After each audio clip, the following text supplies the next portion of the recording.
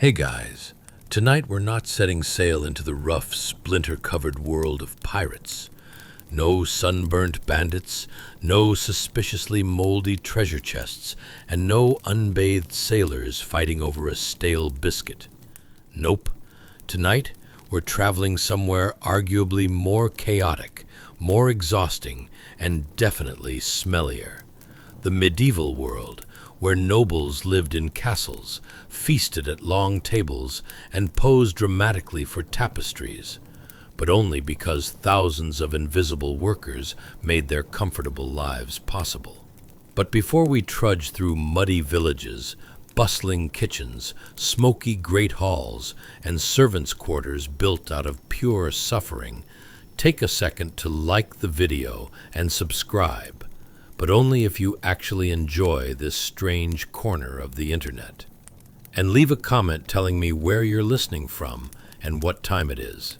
Somehow, it's always 2 a.m. somewhere, and for reasons science cannot explain, 2 a.m. is the perfect time to learn about medieval laundry, chamber pots, and why peasants were constantly one inconvenience away from collapsing. Now dim those lights. Turn on a fan for that soft white noise breeze. Get comfortable. Maybe tuck your feet in, not because imaginary rats are coming for your toes, but because medieval Europe absolutely had real ones, and they were fearless. Let's pause for a second. Have you ever wondered what medieval life actually felt like behind the scenes? Not the noble version, the polished armor, the elegant banquets, the dramatic horseback entrances. I mean the real medieval world, the one powered by cooks who woke up before dawn, servants running up and down endless staircases, stable boys living in permanent mud, and laundry workers who suffered more than knights in battle. Who kept the fires burning? Who made the bread? Who emptied the chamber pots? Who mended the clothes, fed the animals, scrubbed the floors, sharpened the swords, and cleaned the castle after every feast where nobles spilled half their dinner? Tonight, we're gently pulling back the velvet curtain on medieval life to reveal the people history often forgets: the cooks, maids, farmers, millers, blacksmiths, wet nurses, stable hands, scribes, and servants who did the heavy lifting while nobles practiced looking poetic near windows. But don't worry, we're not diving into the misery head first. We're drifting through it slowly, sleepily, like a tired medieval villager trudging home after a 14-hour day. We'll explore the mildly tragic, mildly hilarious realities. Why everything smelled like smoke and livestock. Why washing your clothes was a nightmare. Why medieval plumbing was, let's call it, hopeful thinking. Why everyone needed at least 3 people just to get dressed. And why nobles owed their entire lifestyle to workers who never got thanked, paid well, or allowed to sit down. So settle in. Let your body relax. Let your mind drift back to a world of stone walls, flickering torches, muddy boots, and hard-working people who survived each day using pure determination and the strength of their 47 daily chores. Tonight, we honor the invisible labor that built the medieval world, from the kitchens to the stables to the fields, because without them, the noble life would have collapsed faster than a wooden chair under a well-fed king. Ready? Let's begin. Chapter 1. Pre-dawn among the servants. Long before the great hall awakens, long before the noble household stirs beneath embroidered covers and velvet curtains, a different world comes to life in the pre-dawn shadows of a drafty medieval annex. The air here is cold enough to sting the nose, pressing into bones with the heavy insistence of a winter morning. Darkness clings to the corners, thick and unmoving, as though reluctant to surrender to the coming day. Inside this dim and narrow chamber, a dozen weary servants lie shoulder to shoulder on rough, rush-stuffed mattresses scattered unevenly across the floor. Space is scarce, comfort even scarcer. The mattresses scratch faintly with every shift of weight, bits of dried rushes poking through the worn fabric, reminding each sleeper of the thin barrier between themselves and the hard, uneven boards beneath. The silence is not true silence.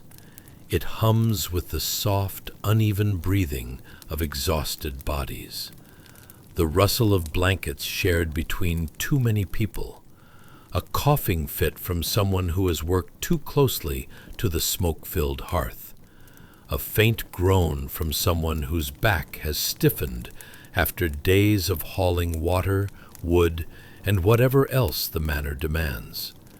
These sounds blend together, forming a chorus of fatigue that lingers in the musty air. That air itself carries a heavy mixture of scents, earthy, sour, familiar. Sweat that has soaked into linens after endless hours of labor.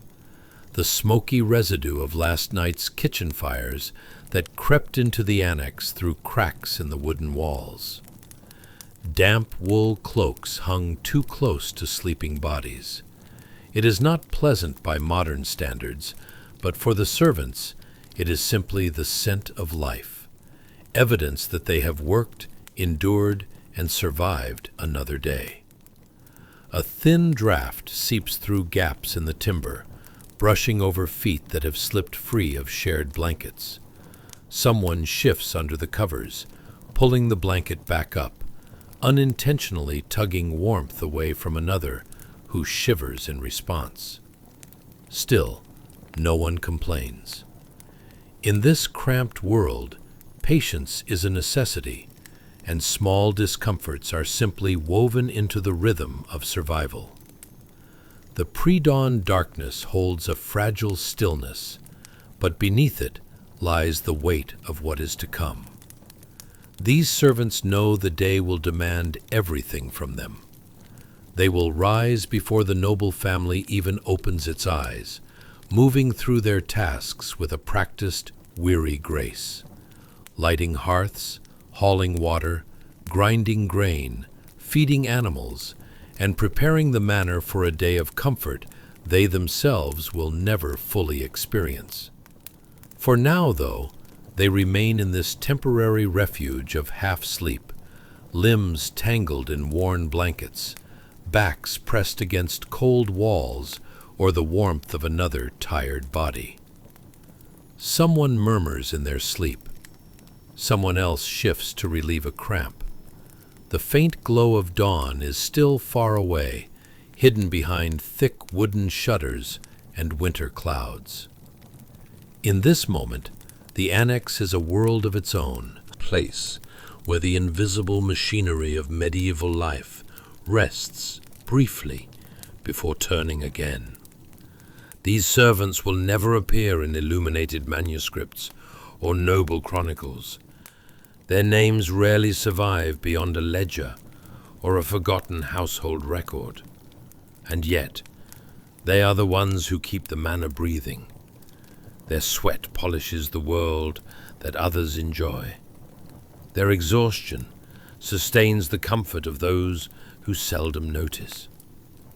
As the pitch-dark room begins to soften, the first hint of grey creeping along the edges of the shutters, the servants begin to stir.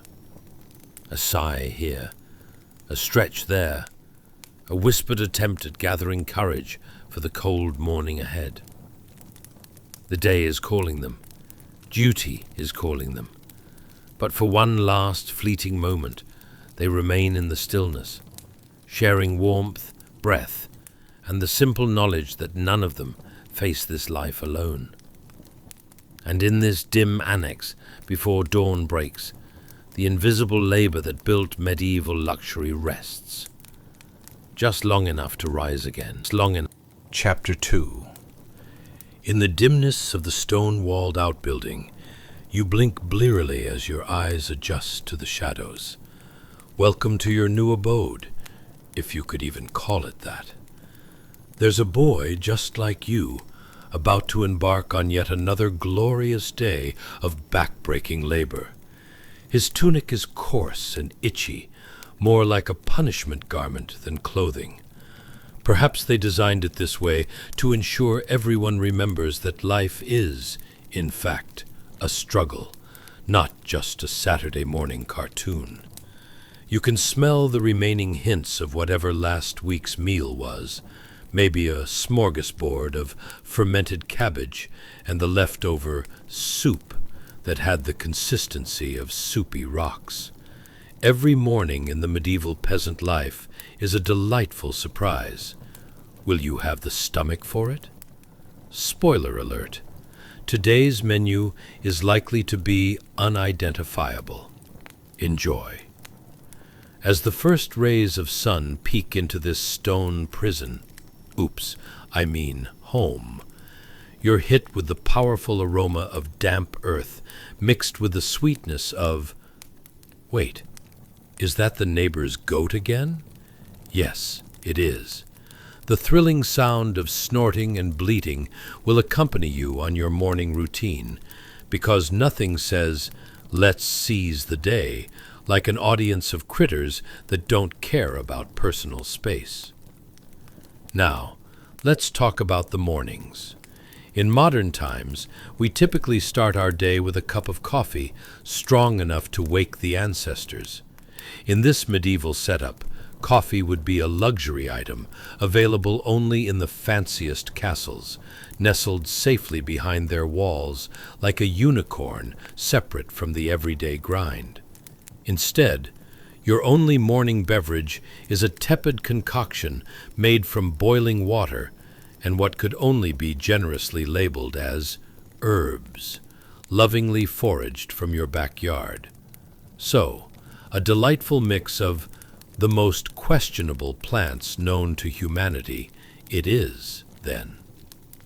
Heaving yourself up from your not-so-cozy straw bed, you step onto the floor, which is less of a floor and more of a patchwork quilt of dirt and whatever stinky debris managed to accumulate over the weeks.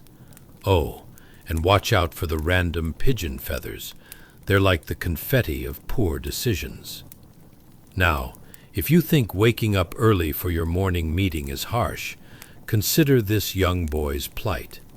He dons his tunic and immediately begins the daily ritual of mentally preparing for the back-breaking labor to come. The work? Oh, just a casual blend of tending the fields, hauling water, and praying that the villagers don't remember the annual turnip-eating contest you lost. Before heading out, he awkwardly stretches, attempting to avoid the various creaks and pops from his joints, reminiscent of an old wooden cart fighting to turn a corner. Ever felt like your body was trying to stage a revolt against you, complete with a small parade of cracking bones? Imagine that, but with the added tension of knowing you need to survive the next 12 hours of field work with only turnip soup waiting for you at the end. The moment he steps outside, it hits him. The fresh morning air, laden with the scent of wet earth and something that is possibly too close to yesterday's dinner. You hear the distant sound of a rooster cawing, but you quickly dismiss that fool. He's living in the past, and you've got a future filled with mud and the odd, confused sheep.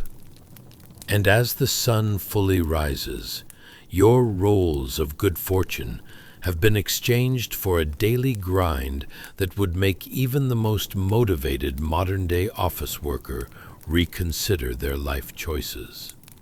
It's a cycle. Work, return, eat unattractive mush, sleep, repeat, until the universe decides you need a fun little twist like the plague. So while the boy throws himself into his day, we can sit back and chuckle, because in the end, whether you're hauling hay or slogging through work reports, managing life is just a little bit ridiculous. Sometimes you can't help but laugh at the absurdity of it all. And after all, only the toughest were lucky enough to see another sunrise. Who said there's no humor in labor? Yes, my friends, this is the comedy of toil, sprinkled with a dash of resilience, where one's existence is choreographed as a continuous dance to the tune of medieval absurdity. And isn't that mildly interesting? Chapter 3. The boy kneels before a cold hearth.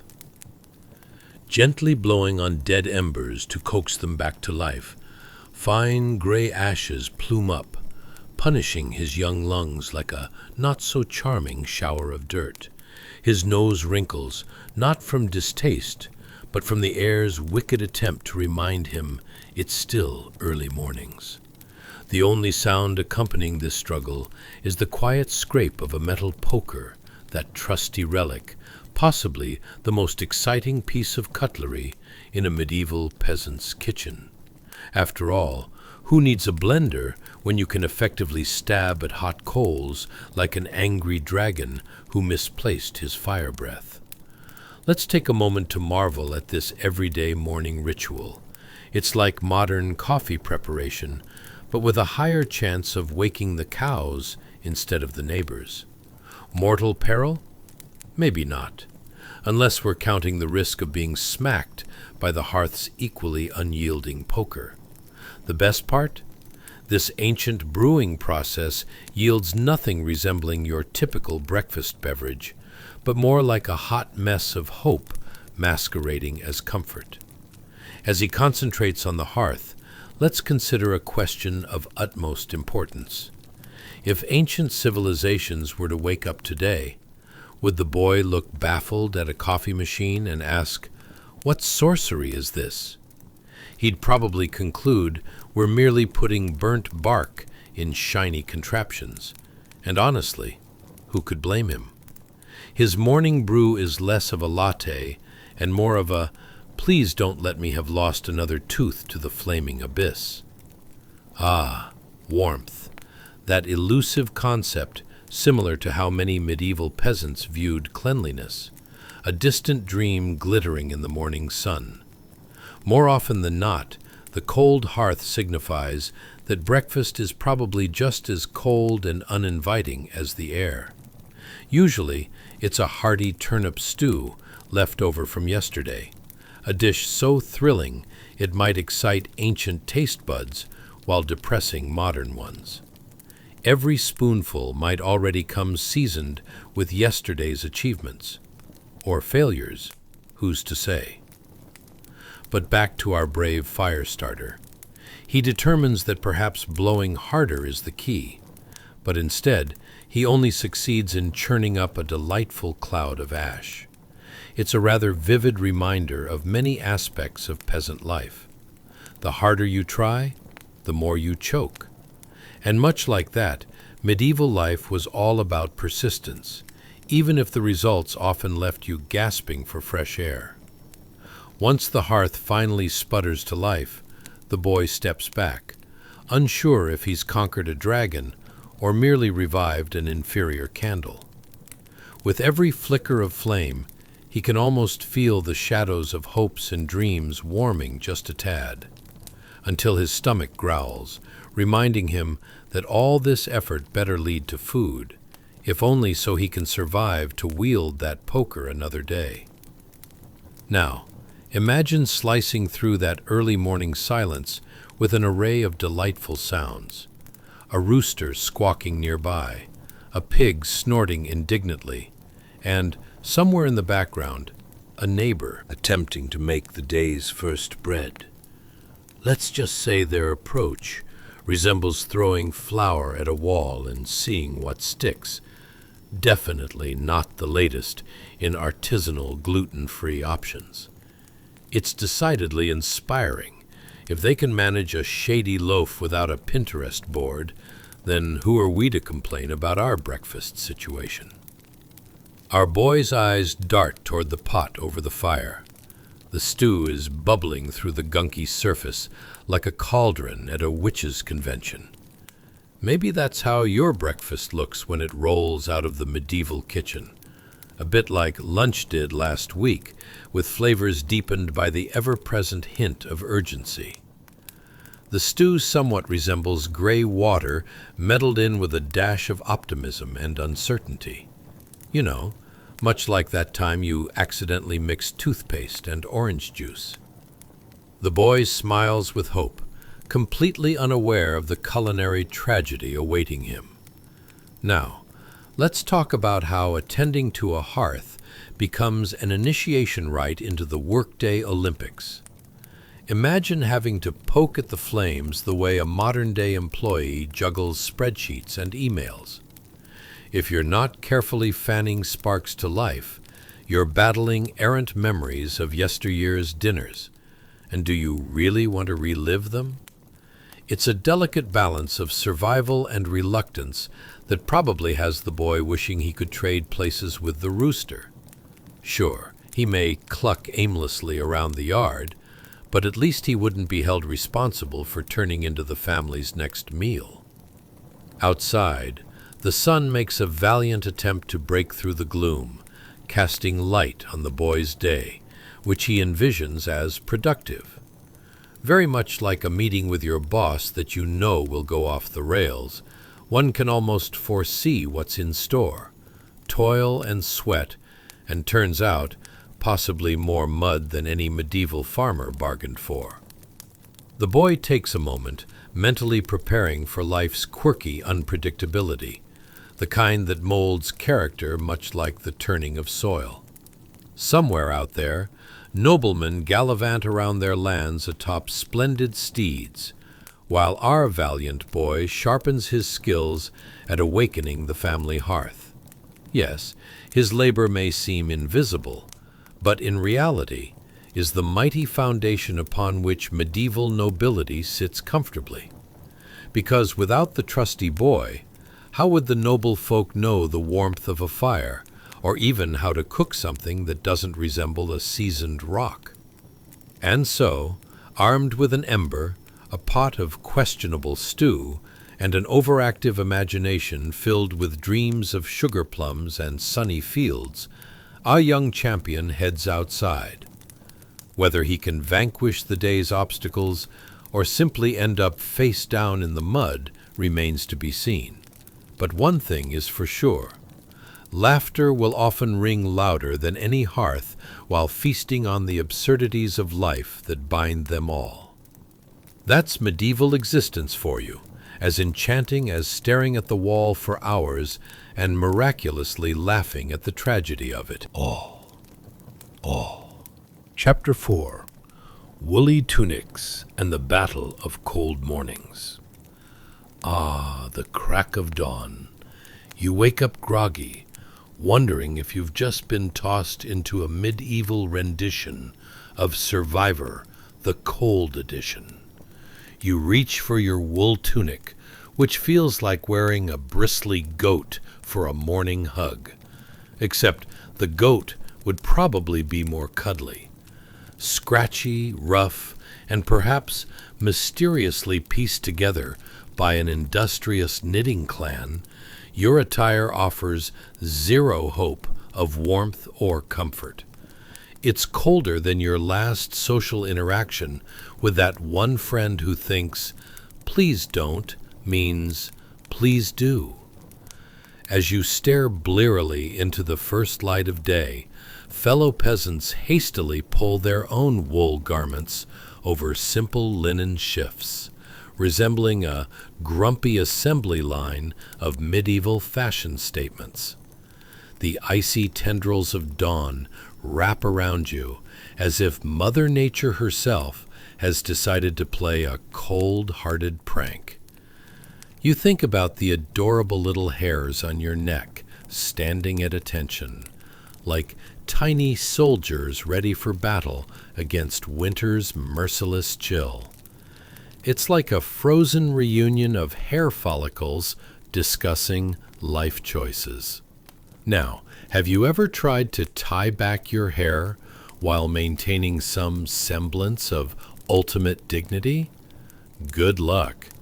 You watch as comrades shove their hair beneath crisp white linen coifs, transforming into somber medieval warriors. A far cry from the sleek-haired nobility, but let's be real, they probably wouldn't want to trade. The coif fits so snugly, it's almost a corporeal near-death experience. It's less fashion statement and more sophisticated hair prison.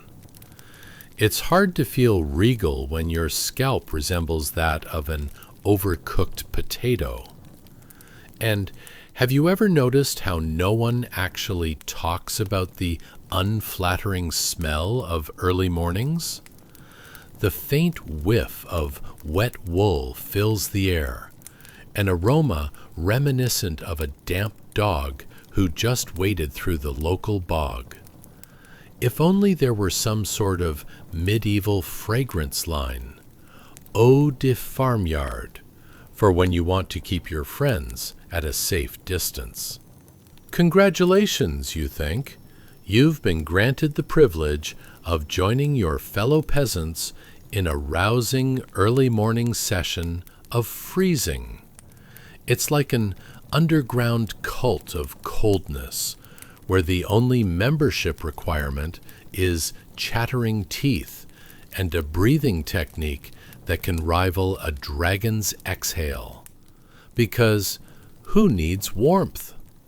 With every fleeting second, the morning frost seems to gnaw on your fingertips, much like a particularly aggressive squirrel nibbling on an acorn. You glance around, wondering why this early morning has a similar vibe to the dark abyss of your last online meeting.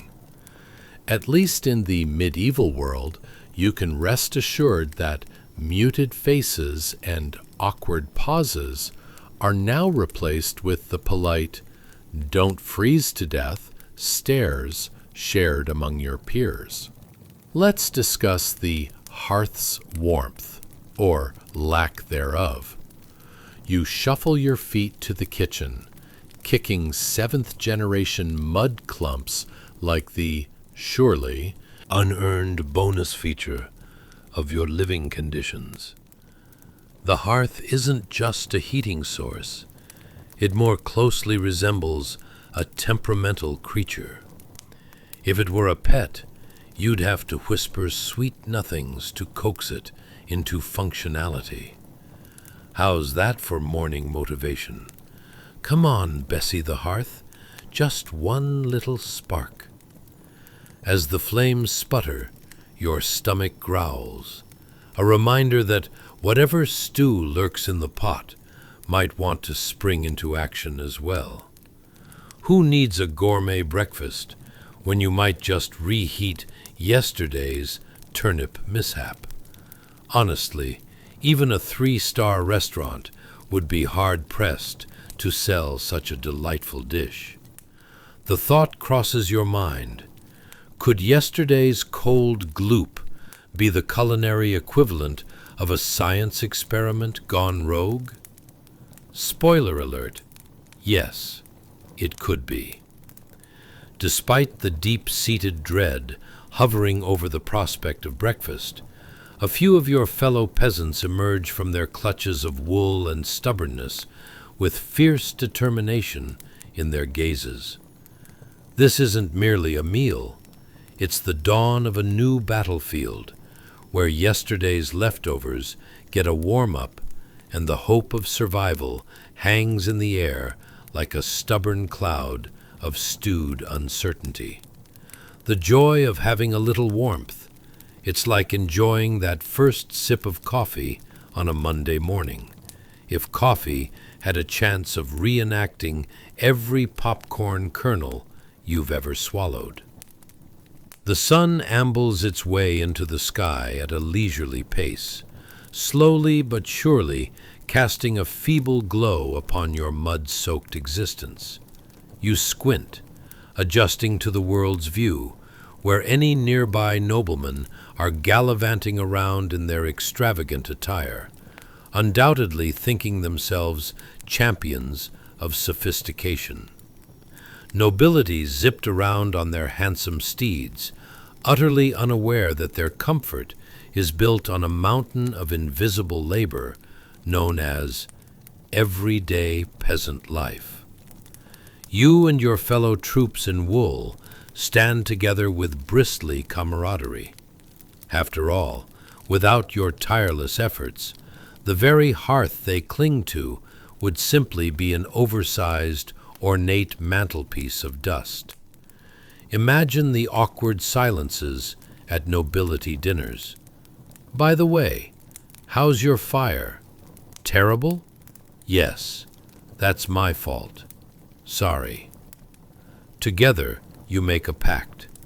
This day might be filled with challenges, mud clinging to boots, wild turnips staging a revolt. But at least laughter will follow you like a wacky, lovable sidekick on this absurd adventure. With this newfound resolve, you breathe in deeply, only to find one of your cohorts produces fodder for a story that will echo through the ages. Remember when we thought this morning would not be one for the books? Did we just become part of a living history book? Yes, indeed. Medieval life is like a strange mashup of a social experiment and poorly orchestrated slapstick comedy, laced with some dark humor.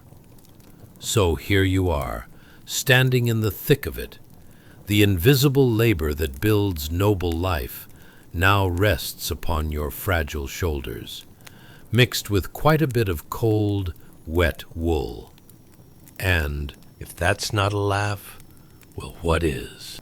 Well, Chapter 5, Through the Stone Corridor of Servitude. Hey guys, welcome to a night of slightly chilly medieval humor and intriguing absurdity.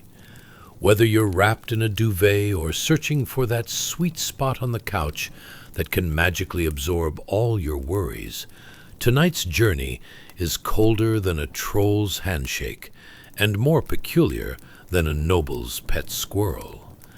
We're diving into the delightful chaos of medieval servant life, where the invisible labor supports an extravagant existence, all while you're hoping to sneak in some restful sleep.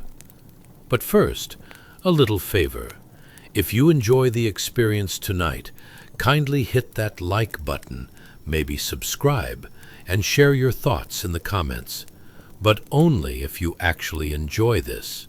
No pressure, promise. Now, dim the lights, turn on a fan to really set the scene, and snuggle into whatever cozy cocoon you've prepared. Think of this moment as stepping into your own time machine powered by a bizarre blend of wool and laughter. Have you ever thought about what it was like to be a medieval scullion? Is there a manual for dodging judgmental glares from stewards with a significant keychain collection? And how does one really embrace a life where the most glamorous moment involves cleaning out kitchen pots that harbor actual bad memories? Picture it. You wake up one morning, and instead of facing the soft glow of your smartphone, you're staring at the stone walls of a cold corridor. Congratulations. You've just awoken in 1300 AD, where your morning routine may or may not include brushing hay out of your hair. As you wander the chilly stone corridors, those hefty walls loom like slightly grumpy guardians of medieval secrets.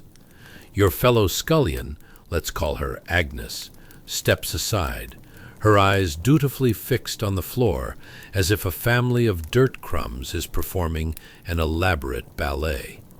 She knows her place, and heaven help anyone who accidentally lifts their gaze towards the key-carrying steward. Those keys jangle ominously, echoing through the halls like a warning bell, announcing, "Steer clear, dangerous authority on the loose." Now, let's paint the picture a little more vividly. You're wedged between sweating stone and the memory of last week's cabbage stew, practically floating in an aromatic cloud of regret and bad decisions. It smells like a combination of damp earth and the aftermath of a sustained garlic festival. Ah, nostalgia. And speaking of memories, ever tried to navigate your way through a kitchen filled with more pots and pans than an aspiring knight has armor? It's chaos. Your heart races as you dodge the decidedly serious hierarchy running through the kitchen. At the top, the cook, wielding a ladle like a sword. Below, the scullions, each vying for the affection of the hearth like it's a prize-winning sheep. But here's the wild card. As Agnes sidesteps the imposing steward, a surprisingly philosophical thought flits through her mind. Why on earth am I doing this? It's less existential crisis and more, should I have stayed in bed today? A feeling that translates across the centuries, don't you think? Have you ever looked at your enormous pile of work, sighed heavily, and thought, maybe a nap wouldn't be the world's worst idea? Let's talk about those vibes of oppression, shall we? Imagine a massive stone corridor, the type that feels as if it could swallow you whole, where whispers distort around corners, and everyone knows what everyone else is doing, or at least tries to pretend they don't, while judging with dramatic flair. It's like staring into the world's least engaging soap opera, where the plots revolve around chores and the occasional missing piece of bread. And there you stand, amidst whispers and bustle, desperately avoiding eye contact with the steward, whose sharp glare feels more effective than a crossbow aimed at an inconsiderate woodland creature. You're like a modern-day office worker avoiding the boss who casually hovers around the water cooler while you simulate productivity. Oh, doesn't my rapt attention to this column of potatoes look important? Yes, truly critical. In the lower ranks of this societal food chain, each scullion attempts to navigate their duties with a balance of trepidation and humorous resilience. They share quick, cautious glances as they scuttle back towards the kitchen, because if there's one thing everyone understands in this hierarchy, it's that no one wants to become the plot twist that ends in punishment, or worse, a task involving troll droppings, the nightmare. Picture it. Whispers of everything from yesterday's cabbage crisis to rumors about whose turn it is to clean the chamber pot fly through the air, lighter than the cook's impossible demands. Every morsel of gossip represents a risk of judgment, and the stakes are high. Is that a chance for promotion, or just more back-breaking labor? Ah, great, the world is my oyster, filled with mud. As your own thoughts swirl around, you ponder the plight of these earnest, underappreciated meddlers who are, let's face it, the lifeblood of this medieval saga. It's like realizing that the unpaid intern at the office keeps everything running. Without them, the whole enterprise would devolve into disarray that even a skilled knight couldn't rescue. In a world like this, every day sees you shattered by humor, cleaning the remnants of yesterday's misadventures and trying to decipher the delicate balance between dignity and dreariness, all mixed with a healthy splash of cold, hard truth. And just like that, you realize that every mundane task you face is layered with history, wrapped in mystery, and flavored with absurdity that would make even a jaded historian chuckle. Now, close those eyes and let the sound of clattering pots and suppressive stewards fade into a soothing lullaby of mildly interesting medieval life.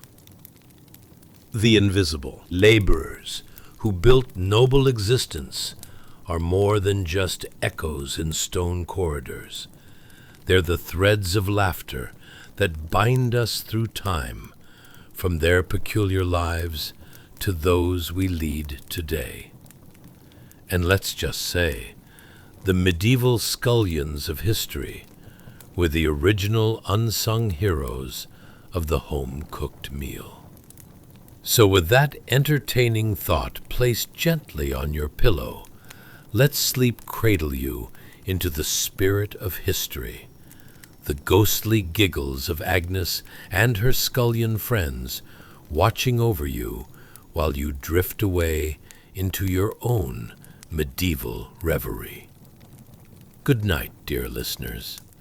We'll meet again on the other side of slumber. Chapter 6. The Steward and His Iron Key. Hey guys, welcome back to our sleepy little journey through the wonderfully bizarre world of medieval life, where even the most mundane tasks could make you question your very existence. Picture this. You're standing next to a guy whose sole purpose is to keep track of every piece of furniture, grain sack, and dubious-looking stew pot. Yes, folks, tonight we dive into the life of a steward. Imagine this. The steward, a chap with all the fun of a wet blanket, clutches a large iron key as if it's the golden ticket to Willy Wonka's chocolate factory. Spoiler alert, it's not. It's merely the key to the pantry, but you'd think it grants him access to the throne of the Almighty with the intensity he brings to his important duties.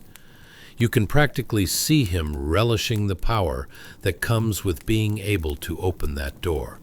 Because, let's be honest, who doesn't love the smell of aging barley and the thrill of stale bread? Yum. But really, what's it like to navigate a morning filled with tedious inventory assessments by the flickering light of a tallow candle? Ever wondered if he ever wished for an espresso machine? Perhaps he daydreams of a world without tallow and heavy keys, a simpler life where coffee flows like a river and spreadsheets compile themselves. Alas, that fantasy is as distant as the concept of personal space in a medieval kitchen. As you peer over his meticulous inventory list, did I mention it's written in what looks like chicken scratch? You realize that vigilance is the name of the game. He ticks item after item off the list. 8 sacks of wheat, 5 barrels of ale, and 3 very questionable hams. His serious demeanor suggests he's engaged in a cosmic battle for the survival of the manor, all while you're just waiting for the candle to drip on the parchment and create a little chaos. As our serious steward's cheeks flush from the warmth of this flickering light, you could almost argue that his expression is reminiscent of someone discovering that they've eaten a fruitcake instead of a chocolate truffle. It's a mix of obligation and sheer horror. But it's not just a quirky scene. It's all part of a fine-tuned routine that echoes through the ages, one that involves a lot of squinting and the occasional headshake of regret. Let's think about our stewards, shall we? They hail from every corner of societal discontent, but they're the backbone of the Lord's triumph or downfall. They calculate, inventory, and occasionally emit low grumbles about the state of the fish that's been sitting out too long. As you roll your eyes while contemplating the state of their physical well-being, you wonder if the thought of fish stew evokes less nausea and more nostalgia about being swallowed by the darkness of an empty room. Flowing out of the village towards the grand castle, the steward's rigid sense of duty can feel like a sluggish river, inching slowly through muck that was probably smeared with chicken feet and old bread. Ever tripped while carrying something heavier than your dignity? For our poor steward, that's just a Tuesday. And there you are, navigating the realm of medieval labor, where every obligation could become a new chapter of an unwritten book. Today's topic, the trials of tracking down rogue turnips. Join as the steward tries not to contemplate the difference between his life and a particularly boring school janitor. Spoiler alert, it's a close call. Let's take a quick detour into our own work lives. Have you ever felt like you're dragging the weight of the world while trying to maintain some semblance of order? We're all one coffee spill away from a total meltdown. The steward stands, frantic and stern, like the HR representative who refuses to let you shield your eyes from the quarterly performance review. You quickly catch yourself wondering if medieval stewards secretly fantasized about being rock stars. Steward by day, rock legend by night, belting out ballads about poorly organized cupboards and the unending quest for proper spice jars. But while the irony thickens like a badly brewed pot of ale, he stays focused, running his fingers over the grainy parchment filled with countless listings. Imagine the sheer intimacy of his connection to every item. The wayward spoons, the rancid bits of whatever concoction the cook dared to create yesterday. It's bad enough he has to track it all. Toss in the possibility of finding an unclaimed sack of oats, and you have a medieval version of winning the lottery. Only the prize seems to be a slightly less sour stomach. And let's not forget about the candle itself, flickering and sputtering as if it has fallen under the steward's hypnotic stare as well. You can practically hear it questioning its own purpose. Am I just here to illuminate this torturous task amidst the midnight sighs of human clumsiness? Poor candle, trying so hard, but often feeling like an unsung hero in a tragic comedy, much like our friend the steward. As the day wears on, the steward meticulously chips away at his list, each item cross-checked like a performance artist's final act before the curtains drop.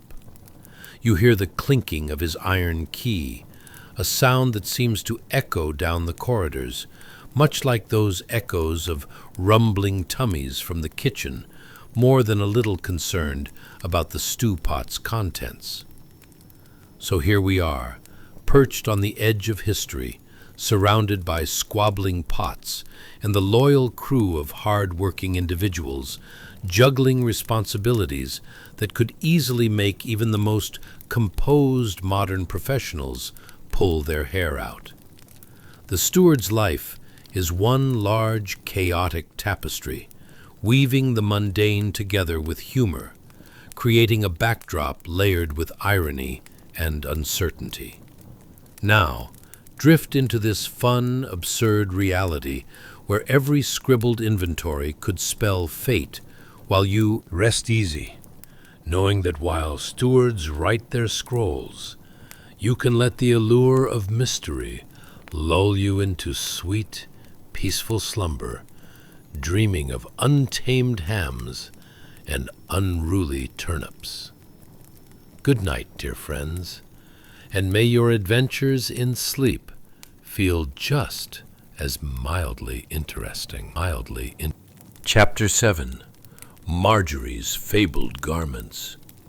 Hey guys, welcome back to our sleepy little journey through the wonderfully bizarre world of medieval life, where even the simplest tasks could have you questioning whether you really need a nightlight after age 30. Tonight, we find ourselves in a place comfier than a sack of potatoes in a haystack, and trust me, that's not saying much.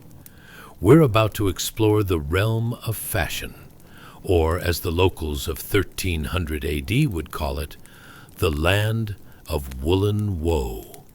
Imagine, if you will, the noble solar, a room so exquisite it makes even the least fancy of us feel like we accidentally wandered into a high-end vintage boutique. Picture lavish drapes, hidden treasures, and, nestled within all that splendor, our unsung hero of the hour, Marjorie, a girl so quiet she could sneak up on a church mouse, even in its own church. Now, what is Marjorie doing in this glorious setting? Well, she's laying out fine linen and woolen garments before a chest that looks far too heavy to be practical. Seriously, why do people need such ornate furniture? It's like owning a piano when all you can play is chopsticks. But hey, that's medieval life. It's all about appearances and questionable practicality. Maybe in her hands, these garments are akin to a modern-day influencer's designer handbag, simultaneously coveted and burdensome. But first, let's take a moment to consider, would wearing a woolen tunic feel like a cozy hug from a sheep, or just a woolly prison sentence? Can you even imagine those heavy layers? It's like trying to sprint in a sleeping bag with a few thousand spiders lurking within. Marjorie's calloused fingers hover above the jewelry, each bauble a temptation. It's hard to tell what she finds less appealing, the jewelry or the lingering aroma of mutton that seems to follow every medieval endeavor. The air carries a hint of lavender mixed with the not-so-subtle scent of damp wool. As she meticulously arranges the clothing, you can't help but ponder. Does she wish for a magic spell to make these garments launder themselves? Or maybe a dry cleaner with the ethics and charm of a nobleman, yet the efficiency of a well-oiled machine? Spoiler alert. That doesn't exist.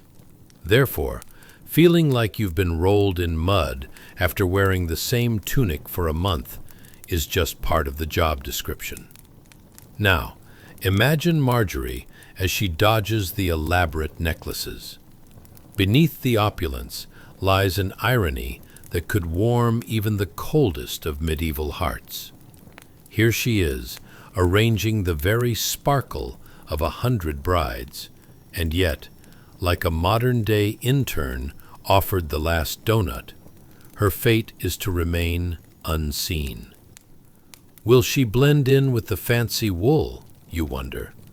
Or will she become medieval hipster chic, the kind of girl who knows all the best jokes about fidgety turnips? As you picture her, a silent guardian of noble fashion, toiling silently, she carefully lays each garment out with all the graceful precision of a sushi chef crafting the perfect roll.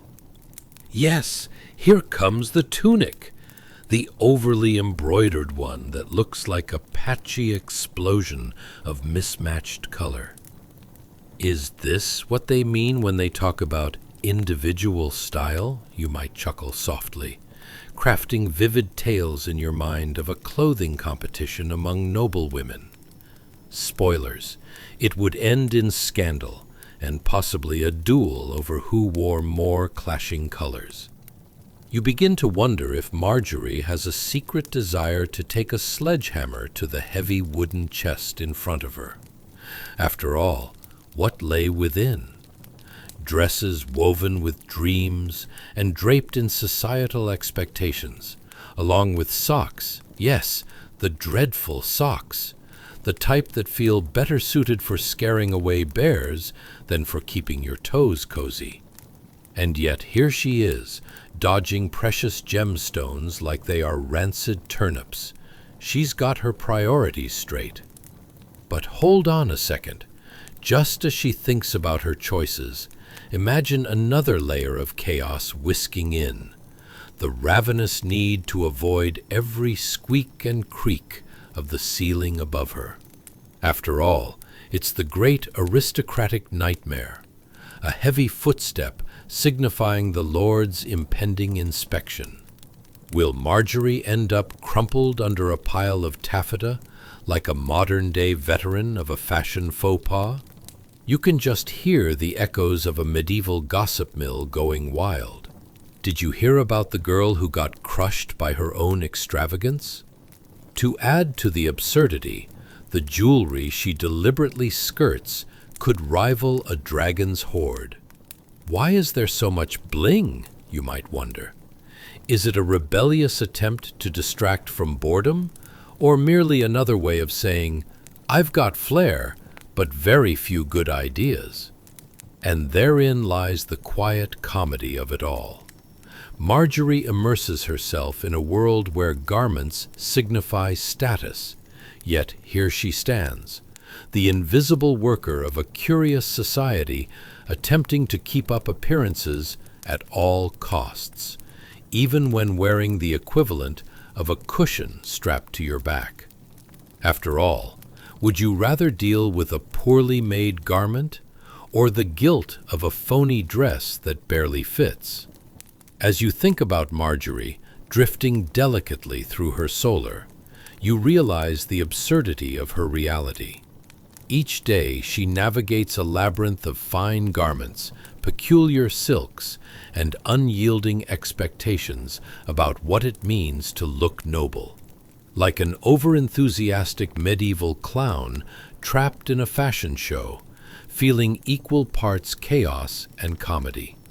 And so, sleep's gentle tendrils wrap around you, granting you a final chuckle with visions of Marjorie slip-sliding away with tunics and dresses that could spark 1,000 fairy tales, each twist more absurd than the last. Who knows what awaits her tomorrow? Perhaps an ill-timed jewelry debacle, or an unfortunate dance with a particularly flamboyant fabric. So rest easy, dear friends, as we bid adieu to our silent garment goddess, clutching onto dreams of accidentally airborne tunics and non-existent laundry days. Good night. Chapter 8. The Cook's Conundrum. Hey guys, welcome back to another episode of your favorite medieval misadventure, where life was so absurd that not even the best stand-up comedians could find a punchline. Tonight's tale is hotter than a blacksmith's forge and mistier than your grandma's memory of the 70s. We're diving into the lovely world of culinary chaos, specifically the life of a cook in 1300 AD. Buckle up, because I promise you that upon hearing this, you'll be grateful for your microwave. Now, before we get too deep into the swirling smoke of the ancient kitchen, let's take a moment to ponder. Ever tried browning meat over a fire pit while simultaneously avoiding an avalanche of angry rats? Or how about whisking up an egg soufflé without the luxury of a whisk? Just your bare hands and a sheer will to not set the whole kitchen ablaze. Better yet, have you ever summoned the energy to cook for a lord who's perpetually hangry and convinced that the mead must flow is actually a life motto? Well, congratulations. You've just woken up in the bustling heart of a medieval kitchen, or, as I like to call it, the sizzling sanctum of stress. The air here is thick with the mouth-watering scent of roasting meat, mixed with the slightly unpleasant but entirely memorable aroma of burnt offerings, like that last third of a pizza you forgot about in the back of your fridge. It's a bit chaotic, a whole lot dramatic, and mostly smoky, like a dive bar meetup for all the misplaced spices in town. Imagine stepping into this scene. You're greeted by the cook, a large, intimidating figure who resembles a bear that's consumed one too many tankards of ale.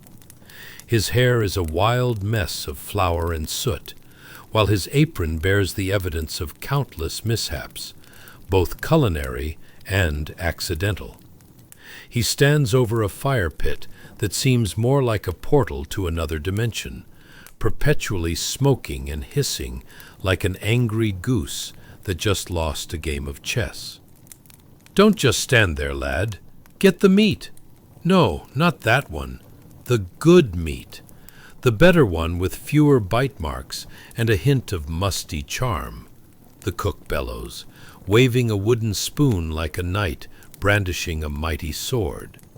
You know, the kind of weapon that's less about honor and more about scaring off the neighbors who dare to look at your kitchen's shambles. But wait, here comes the second servant. He arrives, stumbling a bit as he swings in with a pot that's reminiscent of a medieval bowling ball, and tries desperately to impress the cook. "I'm here, sir," he says, enthusiasm bubbling like a pot over directed heat. Unfortunately, that enthusiasm is about to get steamrolled. "You call that pacing? You're moving slower than a tortoise in treacle. Get a move on, or you might as well fetch better company from the local barn." It's like a motivational speech crossed with a well-practiced roast.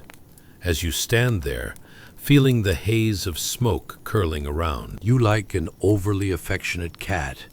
You can't help but wonder, how did meals of the medieval elite become such a production? You could almost liken it to prepping for a high-stakes dinner party where your guests are barbarically disheveled raiders and your prized cattle are less likely to survive the evening than your exquisitely roasted turkey. Speaking of meat, you're standing there contemplating whether they're grilling dinner or merely trying to enact revenge on some long-suffering chicken. Every time the cook gives a "well, that should do it" nod, you spot the second servant practically drenched in sweat, chasing after open flames while attempting to juggle wooden spoons like a misguided juggler at a carnival. And seriously, have you ever witnessed such acrobatics outside of a circus? The chaos intensifies as the cook proceeds to make sure you're all aware of the unforgivable sins, like accidentally serving boiled carrots instead of the intended roasted ones. If he thought the line thrown at the fidgety servant was hot, wait until he gets a chance to unleash fury upon any dish that dares stray from the strict royal order. Do you want a bullet in that meat pie or a slice of proper nobility? Choose wisely. Throughout this culinary catastrophe, the fiery heat presses down, making you feel like you've just joined a reality show with fewer layers of safety and more historically accurate cheese. The visuals are delightful, if terrifying. A dizzying swirl of spices, meat sizzling and spitting like it's auditioning for The Voice, and the occasional hiss of fat that practically begs for a fashionable meal disaster. How romantic and entirely impractical. With every command bellowed, the tension in the air thickens as if the entire kitchen has just declared war on the dinner plates. The cook's eyes are like eagles, hunting for flaws with the bravado of a lion over its fresh kill. Faster, it's not a gentle ballet, it's more like an angry jig at a drunken wedding with too much mead involved. Chop, chop. Oh, the sheer absurdity.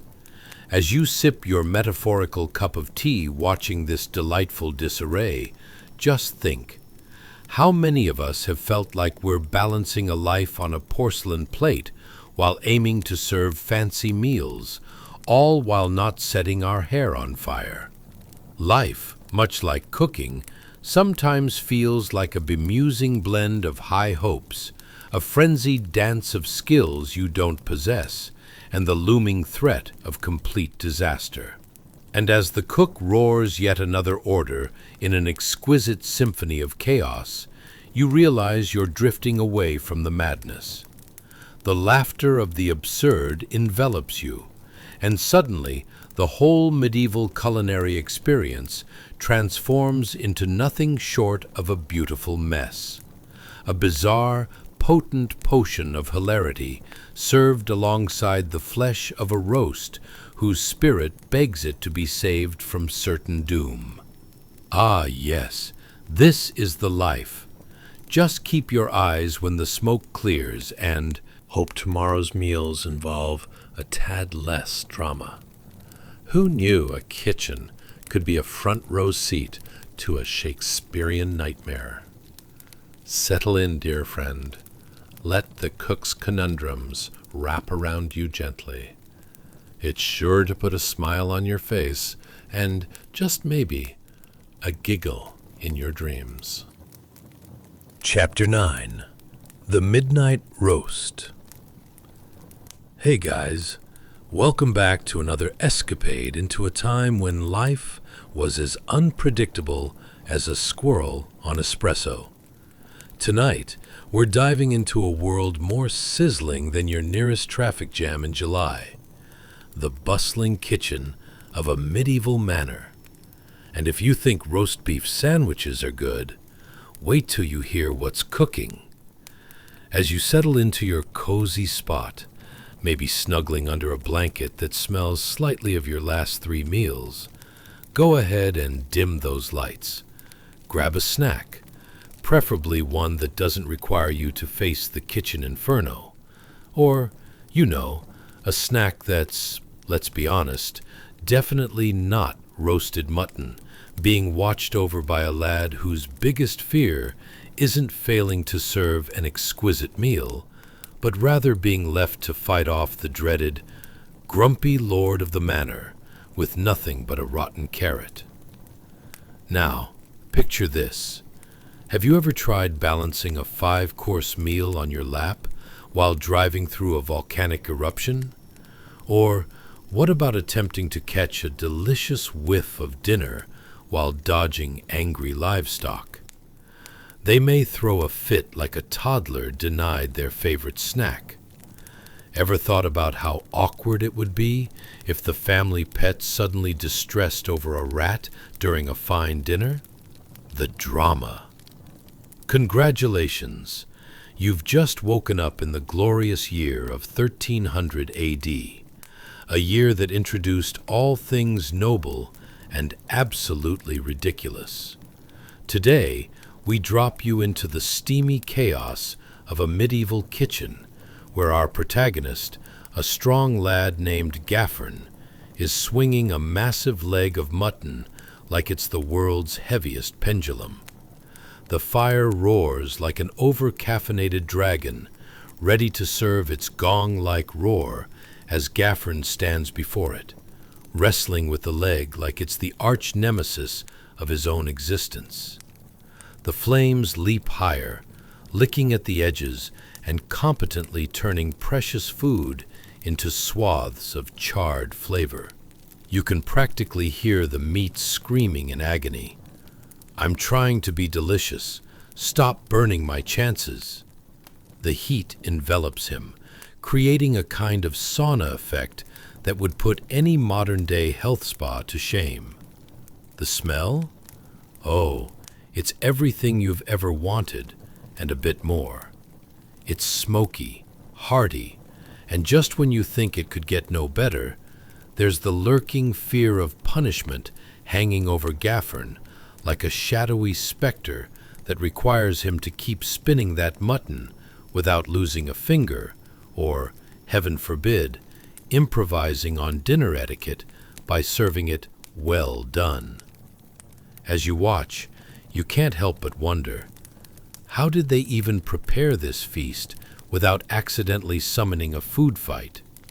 Suddenly, Gaffern loses his grip, and the leg of mutton flops precariously close to the flames, which seem to roar in glee at the potential of a sizzle that could put their fiery hearts to work. In that moment, the lad's epic drama unfolds, and you can't help but stifle a laugh as he yanks it back like it's a stray cat that suddenly decided to become an acrobat. "Keep it turning, Gaffern!" the cook bellows, a bearded giant with flour dusting his apron like he's just returned from a medieval snowstorm. "I swear, if this roast ends up resembling a piece of charcoal, I'll greet you with your next meal personally. Not even the rats will fancy that." It's like a form of medieval motivational coaching, just with a sprinkling of existential dread. As Gaffern painstakingly adjusts his grip, you hear the muffled cries of the mutton, or perhaps they're just the distant pleas of potatoes being peeled in a corner. "Ever considered using tiny napkin hands for roasting, Gaffer?" they might ask, "because, frankly, we're not burning like this voluntarily." The kitchen is alive with the sound of clanging pots and helps, which is basically just an orchestral version of stress and chaos. And as the fire cracks like a bad joke in the background, Gaffern realizes he must also dodge incoming projectiles, rotting vegetables thrown by the cook in an attempt to express his frustrations. "Watch it! You mix that firewood with my dinner winner like a bad marriage." Here's the kicker, though.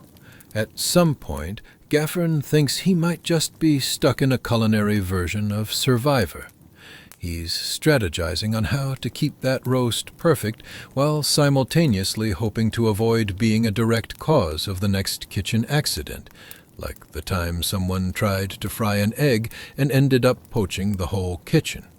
Now, that's a lesson in how to lose a finger. As the flames flicker close, Gaffern's focus is impeccable, nearly hypnotic, yet lightweight enough to humorously endure his surroundings. It's a well-choreographed dance. He's a knight in a war against charred dinners, swinging and turning as if he's the lead in an unfortunate musical that never quite decided on its genre. The absurdity of the entire scene tickles your senses as you remember times of post-work cooking frenzies, only Gaffern's not looking for pre-packaged sauce jars. He's wielding a wooden spoon like it's a lightsaber amid salad wars. Every ounce of his concentration wrapped around that glorious roast like the hopes of every couch potato on a Friday night. Just as you think he's reached peak hilarity, disaster strikes, a sudden wave of heat causing his apron to flutter like the wings of an overly optimistic chicken. The mutton edges ever closer to the flames, its sizzle turning into a frantic hiss, like a cat being unexpectedly dunked in water. You can hardly keep a straight face at this intersection of artistry and impending doom. And as the smoke billows like some misguided fog machine at a medieval rave, you remember this is not just cooking, it's a battle of epic proportions. Because in medieval kitchens, death is not in the casserole, it's embedded in the chaos with the lingering aroma of charred dreams, and perhaps a side of humor. So settle in, dear friend. It's only gonna get delightfully absurd from here. Absurd from Chapter 10, The Rush Hour Revival. Hey guys, welcome back to another snooze-fest adventure through time, where we explore how life was as charmingly chaotic as a cat in a room full of laser pointers. Tonight, we're diving into a scene so refreshing, even a cold glass of lemonade would give it a high five. Welcome to the great hall of a medieval manor, just after a good old rush sweeping. Now picture this. You've just rolled out of bed after a long night of dreamless sleep, which, spoiler alert, is about as restful as being chased by a chicken with a vendetta. You're probably wondering how on earth people manage to wake up without a single cup of coffee, or the sheer terror of knowing you committed to a workout. As you drift deeper into this dreamscape, imagine the young girls scurrying about with fresh rushes in hand, their laughter echoing through the hall like a chorus of slightly off-tune larks. Ever tried replacing your dustpan with a broom made from hastily tied twigs? Exactly. These young maidens are empowering the concept of spring cleaning that would put even the most zealous of modern cleaning influencers to shame. So, congratulations. You've just woken up in 1300 AD, an age when laundry day indeed meant shoveling your clothes into a river and praying for the best. An optimistic gamble, really. Here you are, slipping into the great hall as a plume of fragrance wafts through the air, courtesy of the freshly laid herbs, lavender and mint mingling with the fleeting good vibes of the last week's leftover meat. Hark! Is that the essence of charred leftovers, or a waver of medieval cologne? Let's talk about the hustle and bustle here. The girls have become the hall's superheroes, brandishing handfuls of fragrant herbs like they're fending off a particularly nasty troll, or perhaps just the stale odors clinging to the floor like an uninvited guest who just won't leave. Picture them dancing through the hall, flinging down rushes and herbs as if they've discovered the world's most effective and most aromatic confetti. Wait, don't throw that, you chuckle silently, remembering the last time you decided to host a potpourri party.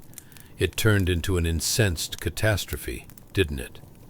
Now, back to our sprightly crew who are strewing rushes across the ground, inelegantly masking the not-so-pleasant odors left behind from a week of feasting and, human existence. They seem utterly unaware that these rushes are about to bedazzle the flooring with an avant-garde art project of smell. Just think about it, almost like a medieval version of carpet, but, with a "you might find a flea or two" bonus. You hear the swishing sounds of rushes skimming over dirt, and perhaps the occasional squeak of a rodent, which is actually just life reminding you that personal space was not a thing back then. The gentle rustling fulfills the role of music as the girls skip and scurry. And honestly, have you ever witnessed a warrior in full armor attempt to shuffle through freshly laid rushes? It's like watching a toddler learn to walk on a trampoline, riveting yet terrifying. Shifting focus, who needs a gym when you can have a medieval great hall where the cardio is powered by the occasional leap over a rogue pile of straw? You can almost hear their little stomping feet thumping against the floorboards, each bounce a reminder that nobody has a personal bubble. Instead, it's personal, "whoops, I just stepped on your toe" territory. Quick, we should fix the odors before Sir Grumpy Pants arrives, one girl exclaims. It seems that even nobles have an olfactory opinion of their surroundings. Imagine being a nobleman, sweeping into your great hall, only for the overwhelming scent of last week's stew to hit you like a well-aimed cabbage. Talk about peasant displeasure. Now, visualization is key here. You wander through this hall, your trusty rushes giving way underfoot, absorbing all the mysteries of what might be lurking. perhaps remnants from last year's dance of the jams, or maybe the lost hopes of a chicken hunt gone awry. And just like a bad blind date, you can feel the awkward tension in the air, stark against the herbal freshness that now tries valiantly to save face. This moment strikes you. Are we not all just trying to mask the odors of our own lives? Maybe you just washed that favorite shirt last week, only to have it battle through a busy echelon of spilled coffee, remnants of an impulse buy of street tacos, or the harrowing realization that it's now your gym shirt. Curiously enough, herbs may have been the medieval equivalent of detergent, a creative stab at washing away the traces of yesterday's catastrophes. As the hall fills with the blend of fresh rushes and herb excitement, you can't help but think, isn't it just delightful how in the chaos of life, medieval or modern, we try to patch our existence together with comfort, laughter, and an occasional bad fragrance? So, come along, dear friend. Let us embrace the glorious absurdity that is life, where beneath the sweet scent of newly strewn rushes lay stories of celebration, defeat, and the essence of everything remarkably flea-riddled. Who knew that cleanliness was not just next to godliness, but in this era also perilously close to the royal bad mood? Don't go too far, because there's still an octave of humor yet to unfold in these hallowed medieval halls, blessed by rushes and burdened by history like a very eccentric time traveler's diary. Let's get ready for more shenanigans as this colorful tapestry of medieval life unfolds. Chapter 11. The Bell Tolls for Thee and Everyone Else. Hey guys, welcome back to another sleepy excursion through time, where we find out that history is less about noble knights and glorious battles, and more about the noble art of avoiding chores. Tonight, we're stepping into a scene so surreal, even a bad hair day could feel glamorous. Welcome to the thrill-a-minute world of 1300 AD, where the only alarm clock is a bell that sounds like it has opinions, and the world is waking up, just not very gracefully. Now, I invite you to imagine the moment when everything shifts. The air is thick with that cozy mixture of anticipation and dreadful realization. Picture this: a heavy, silent bell hanging there in the chapel tower, an absolute chatty Cathy just waiting for the perfect moment to ruin your peace.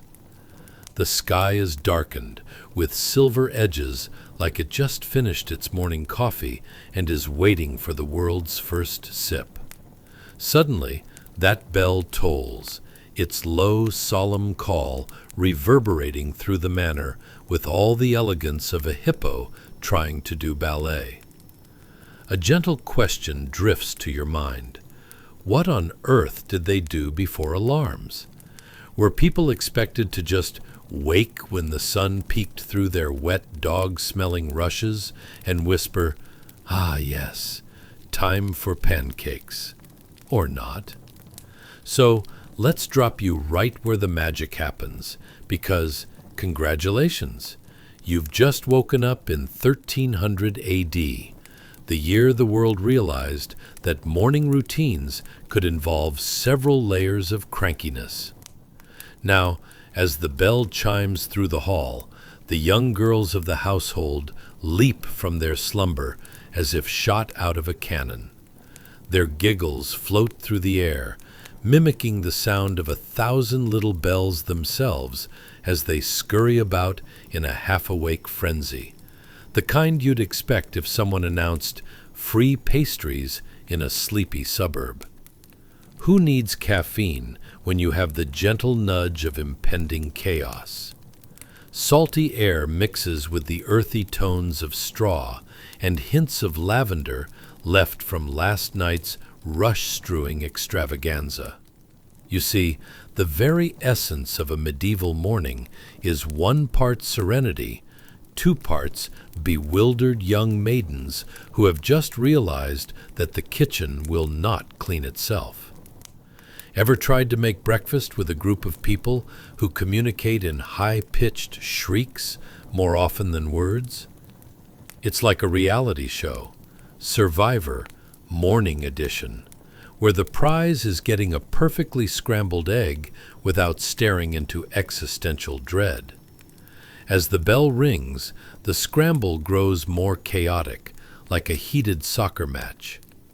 "Quick! Fetch the water!" one girl screams, hands flapping as if she's trying to take off rather than prepare for the day. The thought arises, did they ever consider just sipping from the pitcher on the table? No? Smart move. It's less about hydration and more about risk assessment in the treacherous arena of medieval living. Let's take a moment to revel in what the magical sounds of that bell represent. It's not just a wake-up call. It's like the ancient version of an all-hands meeting, but with no one being entirely prepared. Where are the knights? Who knows? They're likely still fumbling around in their armor, which is probably dented in all the wrong places from the last feast. And breakfast? Well, in their defense, it's not like there's a Starbucks around the corner to save them from burnt bread.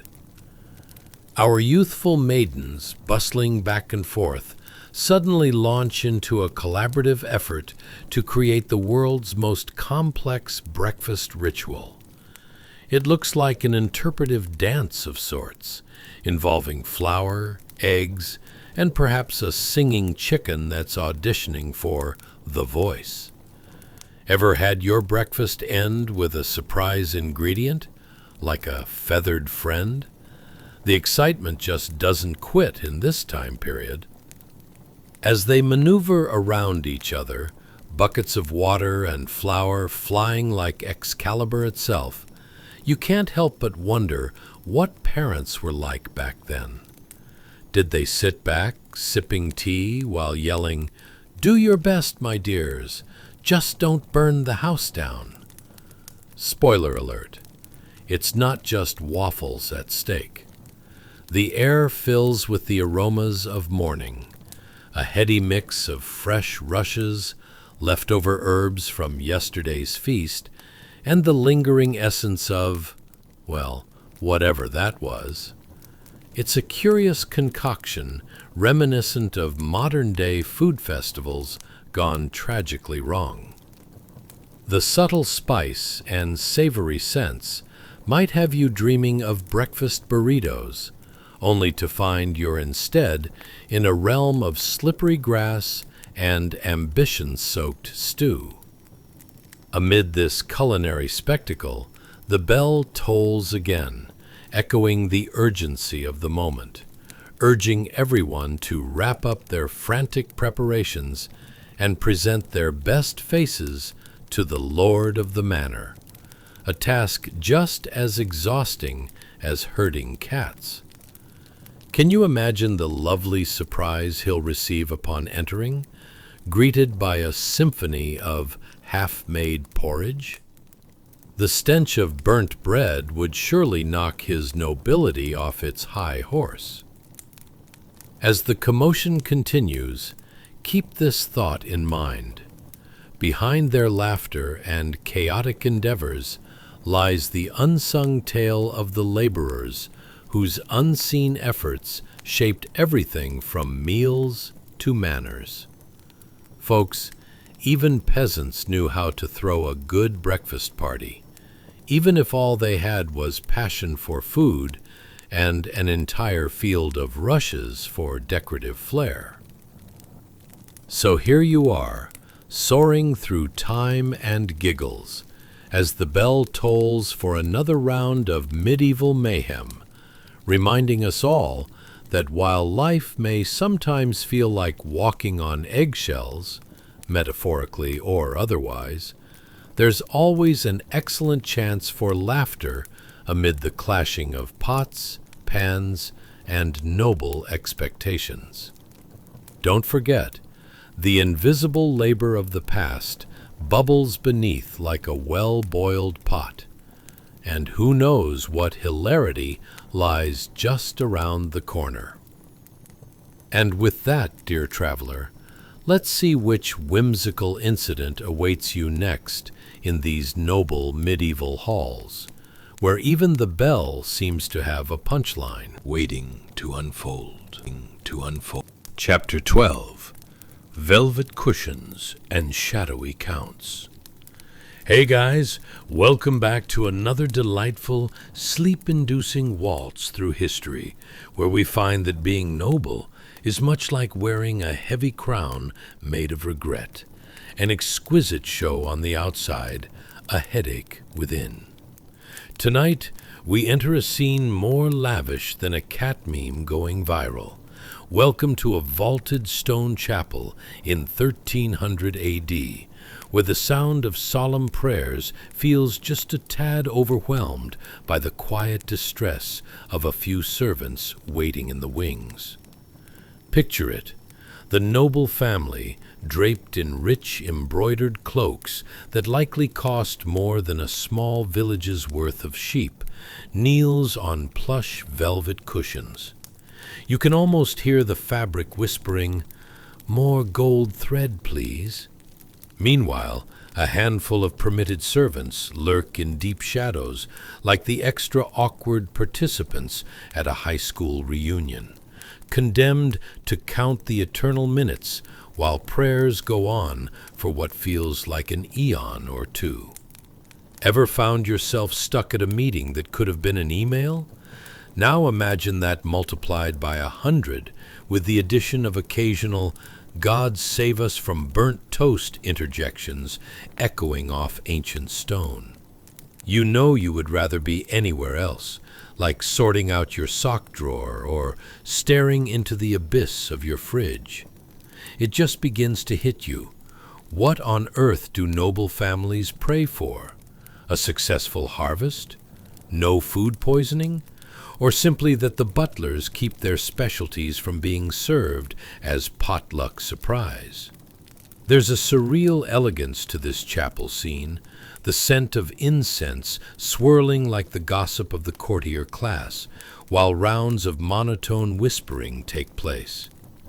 As the family prays, do they wonder if the lady-in-waiting overheard the latest scandal involving a goat and a nobleman's wash basin? Ah, the treasures that could surface in divine conversation, or maybe just mediocre tattle. But here lies the heart of the matter. While they pray for blessings, we must also consider the unseen, the invisible labor that sustains such opulence. Only a few feet away, the servant staff, standing in those shadowy corners reminiscent of introverted houseplants, totally aware they will still be dragging out the floor rushes and banishing rats long after the nobles vacate. You might imagine them thinking, "This prayer sounds nice, but I'm still on the hook for scrubbing those royal boots." While the family unravels the mysteries of divine favor, let's indulge in picturing the clandestine nocturnal opera that unfolds among the servants post-prayer. Here's a real question. Ever tried to do your chores with half your mind on the latest news circulating?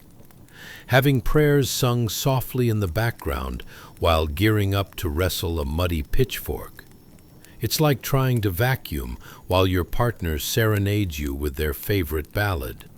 Sweet, yet utterly distracting.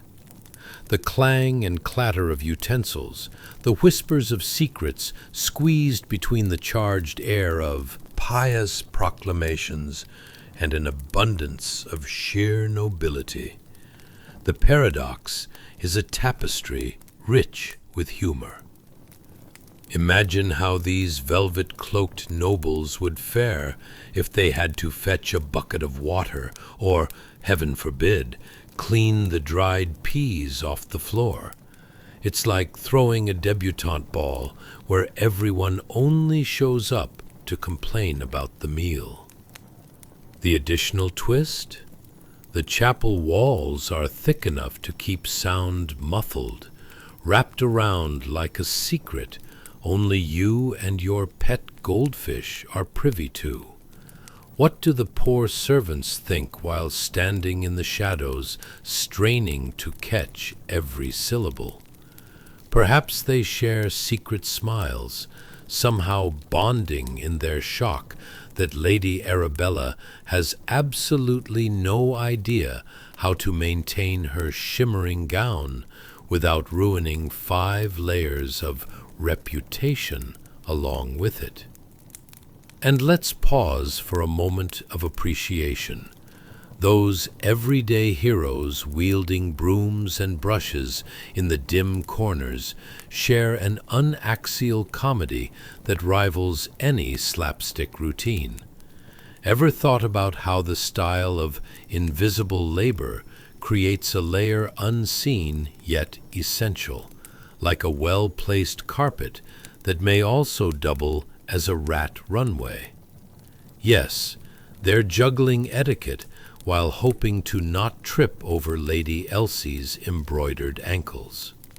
So while divine bluster fills the air with its mystical aroma, perhaps of lavender or the slightly less regal smell of desperation, under the watchful gaze of stained glass, it's the unsung laborers who true life unfolds for. The magnificent rituals come alive not only because of noble aspirations, but the cracks in the system handled by those unafraid to wield a mop.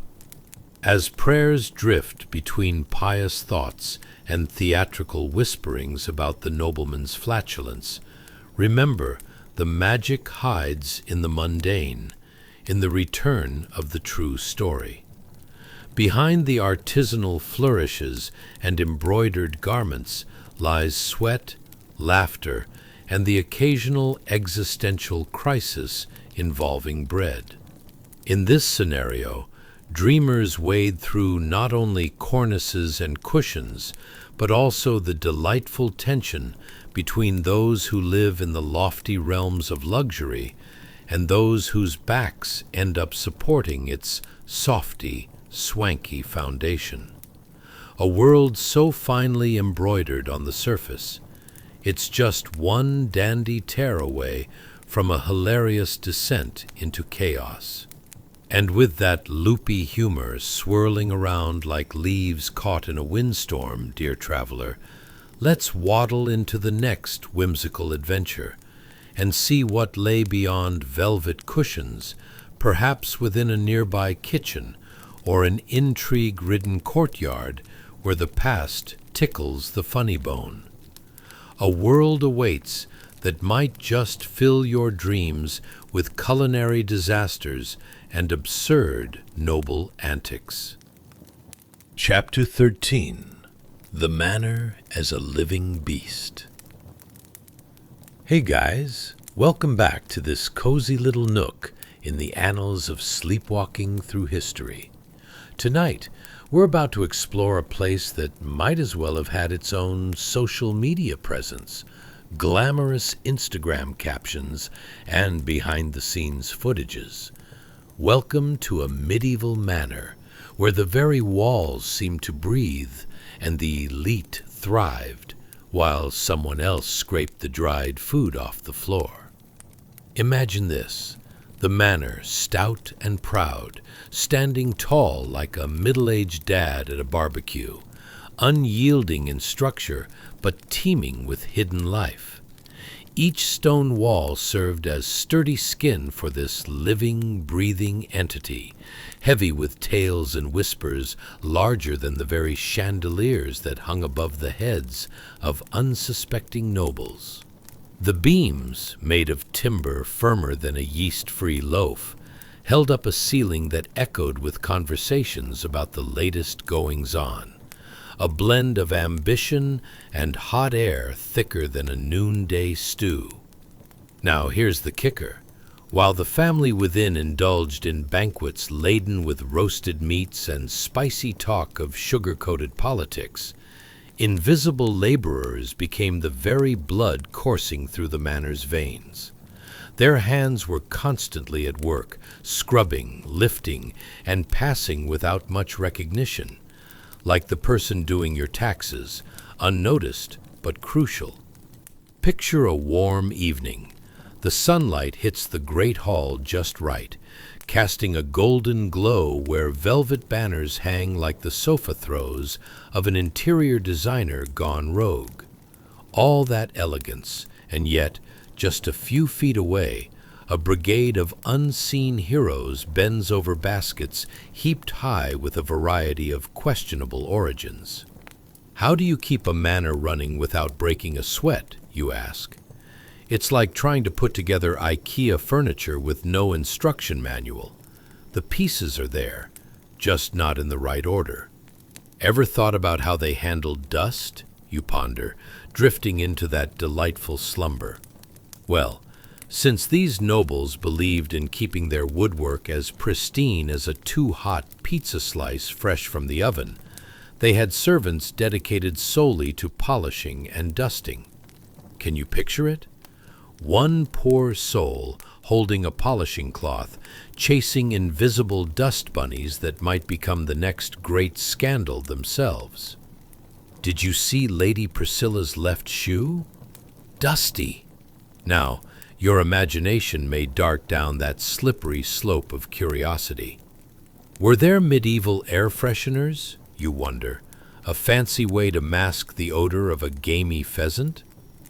I hate to disappoint, but the manorial odor was likely more rich country air with a hint of farmer's market gone slightly awry.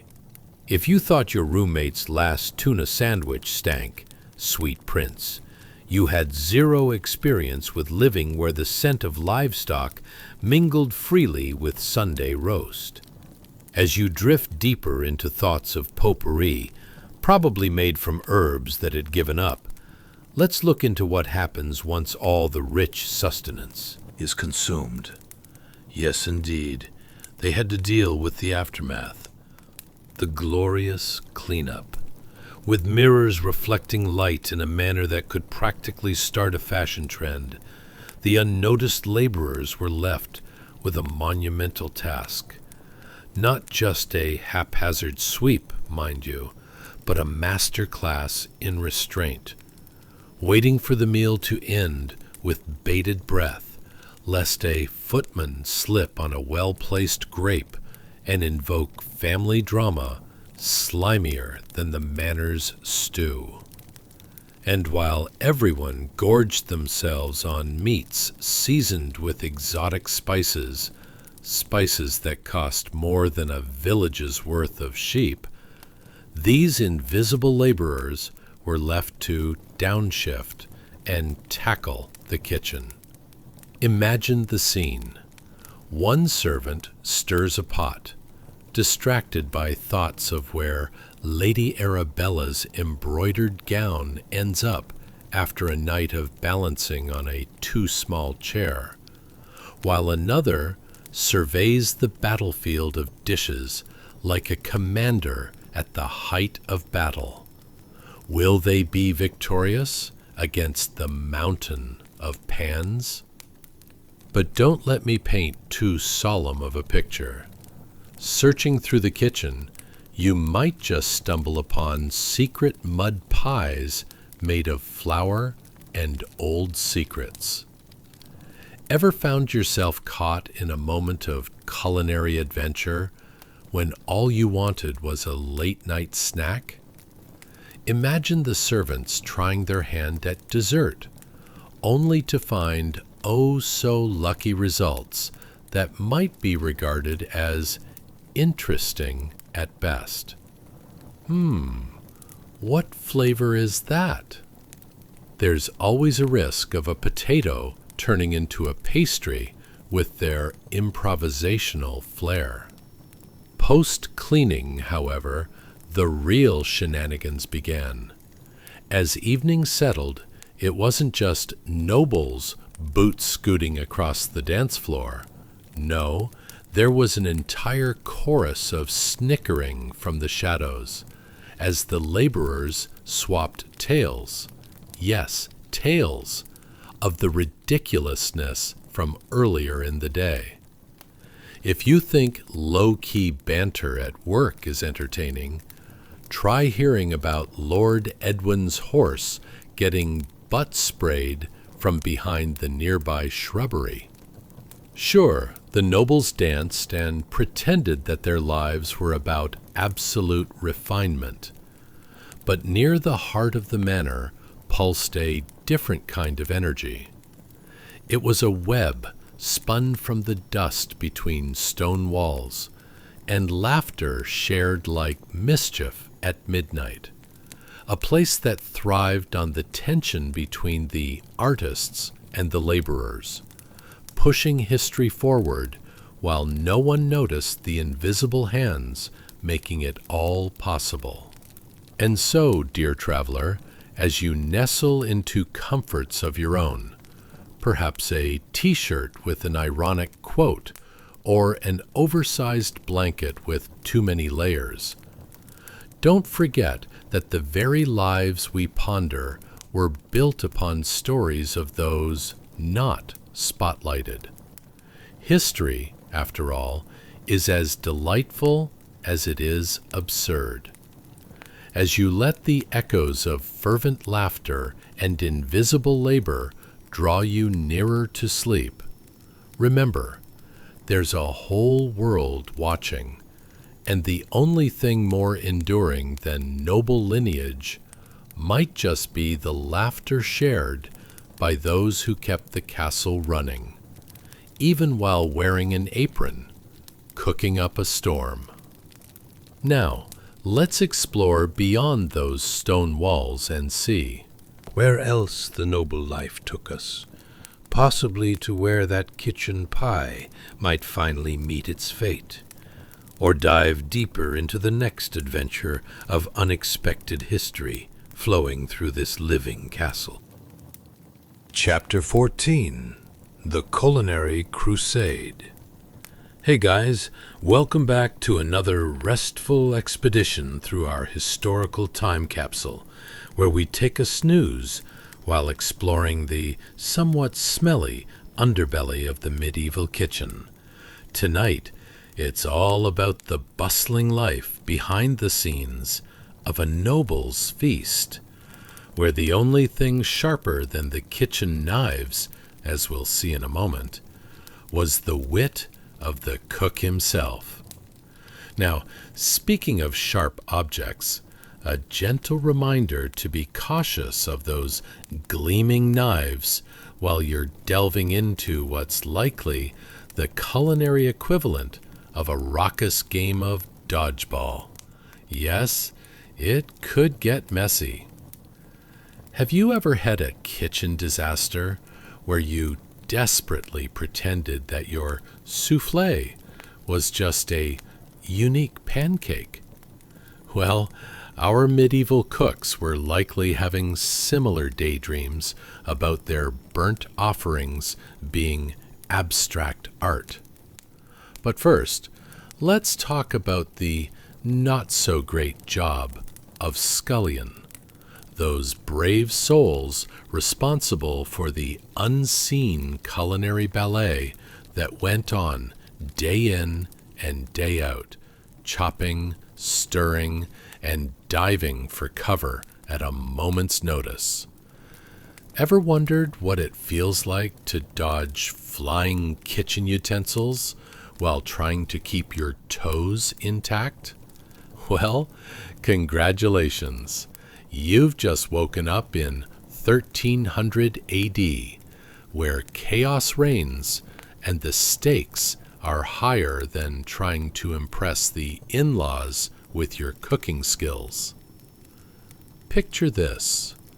You're in a vast kitchen, the air thick with the scent of roasted animal parts, a delicacy to some, but for the weak of stomach, it's something resembling medieval horror. Just then, the head cook enters, wielding a gleaming knife like he's the warrior of Worcestershire, ready for battle. With a flourish born of rehearsed drama, he slams that knife into the wooden block with a force that reverberates like a battle cry. The sound echoes sharply off the stone walls, causing nearby scullions to jump back as if they'd just seen a ghost in the onion sack. "Watch it!" shouts the cook, his voice as smooth and sharp as the very blade he commands. "The only thing that burns in this kitchen is your ineptitude." And you can almost hear the collective gasp, as if someone's just proposed adding beets to a salad, which, if you dared to ask, might just lead to a kitchen coup. Now, these scullions, bless their hard-working hearts, are tasked with the most arduous duties. Like a group of underpaid interns at a never-ending food festival, they chop, stir, and deflect criticisms from a cook who could send a chill down the spine of a frozen chicken. Picture a horde of them bustling about, their hands moving faster than a medieval jester's jokes would fly over the heads of the lords and ladies enjoying their feasts. But wait, what exactly are they cooking? Picture a cauldron bubbling with ingredients that could make even a medieval witch feel underwhelmed. Sure, you thought your last creative dinner was a tad unorthodox, but when your menu includes things like porridge, boiled cabbage, And whatever leftover meat got relegated to experimental, it's pretty clear. What's that you say? Did they have restlessness about leftovers in the 1300s? The undeniable answer is yes. Now let's focus in on that magical cauldron as if it were the center of the universe itself. Imagine it bubbling away with enthusiasm for whatever it might concoct, scenting the air with hints of mystery and the faint tragedy of what remains. You'd think this could only be rivaled by a trendy cafe serving up artisanal avocado toast for far too much money. But no, here, the palate runs dangerously low on options, with meals often blessed with a sprinkle of regret. "Which of you knows how to bake bread?" bellows the cook, a question booming and reverberating like thunder under an ominous sky. But the only response is the faint sound of someone nervously checking their fingernails or pretending to inspect the last radish's shape. One brave soul finally stutters, "I can try," to which the whole room pauses. It's like letting someone into the kitchen with a fusion recipe that combines medieval with modern. A great idea until the bread turns out more like a stone than a loaf. The irony here isn't lost on anyone. The cooks might be skilled at preparing elaborate feasts, but underneath all that dignity exists a chaotic reality as riveting as a trendy cooking show where half the fun is not burning the house down. Yes, even Lady Arabella's beloved venison pie can quickly turn into the evening's running joke about how to make friends with the vague smell of burnt offerings. The camaraderie of the kitchen, though haphazard, transforms this chaos into something special. Perhaps when they weren't balancing the perilous duties of the kitchen, they'd reshape simple leftovers into amusing tales of grandeur. Imagine them time-traveling to the future, recounting their culinary victories like modern-day celebrity chefs, waving a wooden spoon with theatrical flair.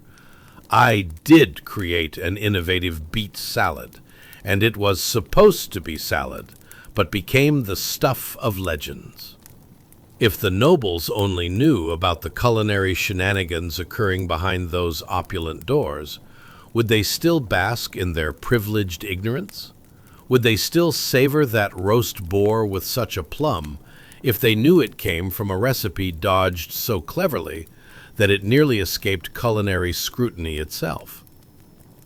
By the time the sun dipped below the horizon, casting shadows that danced over the ruffled aprons of the scullions, the kitchen pulsed with energy as gales of laughter erupted through the dark.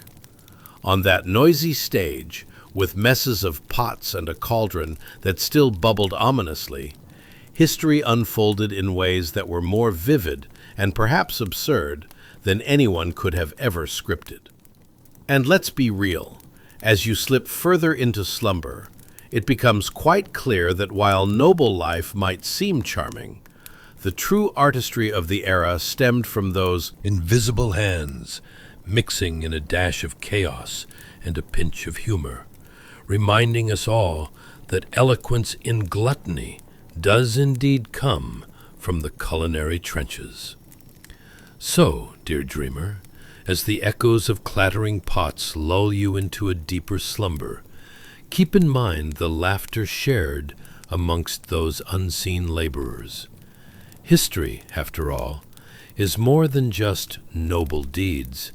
It's a kitchen swarming with life, confusion, and witty repartee. A toast, metaphorically of course, to the unsung chefs who turned culinary catastrophe into a favorite tale. And remember, as you dream of medieval feasts, the same laughter echoes across the ages, all from the heart of the kitchen. Chapter 15. A Pea for Life. Hey guys, welcome back to another cozy jaunt through the wonderfully wacky world of medieval existence. Tonight, we're diving into the life of a humble servant. And guess what? It's more chaotic than your family's Thanksgiving dinner. Yes, as you settle in with your warm blankets and cozy pajamas, prepare for a journey that's rougher than the bread served to peasants. Trust me, it's appealing in an I can't believe it kind of way. Now, before we run headlong into a medieval kitchen showdown, a gentle reminder: if you're enjoying this peculiar blend of history and humor, maybe take a moment to like, subscribe, and leave a comment. Only if you actually enjoy this, of course. No pressure. You're not being chased by an angry chef with a wooden spoon. Yet. So, let's get comfortable. Dim the lights to that level just before you want to fall asleep, but your favorite TV show is still blaring in the background. You know the vibe. Turn on a fan. Nothing like the gentle hum of a breeze, like a knight's steed galloping through the hall of your imagination. Ready to go? Let's tackle the life of a servant girl in the 1300s, where every day felt like a brutal episode of Survivor, Feudal Edition. Now, close your eyes. Imagine waking up to the delightful sound of a rooster crowing like a very confused alarm clock. You roll over, contemplating whether it's worth getting out of bed or just hibernating. Spoiler, you have no choice. Congratulations, you've just woken up circa 1300 AD, where every moment counts, especially for that servant girl living in the heart of this culinary chaos. Now, let's talk about our protagonist, shall we? Picture a young servant girl, her hair tucked into a kerchief, lurking slyly behind a very wooden kitchen door. She's not just hiding for fun. This is a trying desperately not to be seen while consuming raw peas situation. Mouth full, she snatches one more handful before anyone notices she's being suspiciously secretive. Who doesn't want a snack while dodging doom from an angry cook? What's for breakfast, you ask? Oh, just a delightful medley of coarse bread and thin, tasteless porridge that looks suspiciously like gray mush. Is that an avant-garde interpretation of culinary creativity? Perhaps, but amidst this gastronomical ordeal, raw peas offer a little rebellion. Tiny, crunchy bursts of life, almost like the green thumbs of the kitchen world whispering, "Hey, it could be worse. You could be eating more porridge." Speaking of kitchen chaos, let's talk about that cook, the verbal gladiator of the culinary world. As she quickly shoves in those handfuls of peas, the cook can be heard bellowing commands like a battle general preparing for a kitchen siege. You there, stop daydreaming about a future where bread isn't a weapon of mass gluttony. Get chopping, he carries on, balancing an intense passion for burnt desperation, Kind of anger usually reserved for missing socks. Seriously, it's not that medieval kitchens were full of high-spirited artisans. Far from it. They were buzzing with tension and running a recipe that called for chaos and perhaps a sprinkle of regret. Our servant girl can't afford to waste a precious moment. A second of relaxation could lead to her doom. Why relax when you can jostle about like a caffeinated squirrel? Can you imagine this girl frantically shoveling peas while occasionally glancing toward the door? What would you do in her shoes, or rather, her tattered woolen sandals? First, you'd probably eat more peas, and then wonder how on earth you ended up in a profession that serves anyone but yourself. It's as confusing as finding your favorite snacks had mysteriously vanished, only to discover they've been relocated to your neighbor's kitchen. Every so often, the air is punctuated with shrieks of, "You call that seasoning?" from the cook, as if pinch of herbs could revive a dish as uninspiring as Lord Plentiful's liquid gruel. It's like everyone in the kitchen got an unsolicited crash course in chaos management, and, surprise, the certification only means you can dodge knives effectively. Casualties of culinary arts are universal, right? Now, through all this, our poor servant girl is zipping around, navigating through a soup of ancient etiquette. Forget about a leisurely Sunday brunch. This is an everyday sprint through what can only be described as Hell's Kitchen, Peasant Edition. Ever had that job where you're manipulated by a team of half-crazed colleagues, all vying for the same donut? This is like that, but for soup. As the day drags on, one would think she'd get the chance to unwind. But nope. Even mealtime is a race against time, and the only silver lining consists of unseasoned peas plucked from the kitchen's defiant vegetable stash. Forget table manners. It's more like get in, eat quickly, and hope there's still enough time to sneak a raw carrot on the whip-around. And in between this frenetic frenzy of orders and rapid-fire movements, one thought persists through the chaos. Could this be worse? The answer is a resounding yes. The past was unkind, but so was the present. At this moment, She's not only dodging orders, but also the very reality that one day she might end up as breakfast ingredients herself, cooked and served to a particularly hungry lord. So, dear dreamer, as you nestle deeper into your cozy blanket, let the chaos of the medieval kitchen blend seamlessly into your dreams. Picture that poised servant girl, the stealthy pea monster hidden behind the door, boldly declaring her independence, one crunchy pod at a time.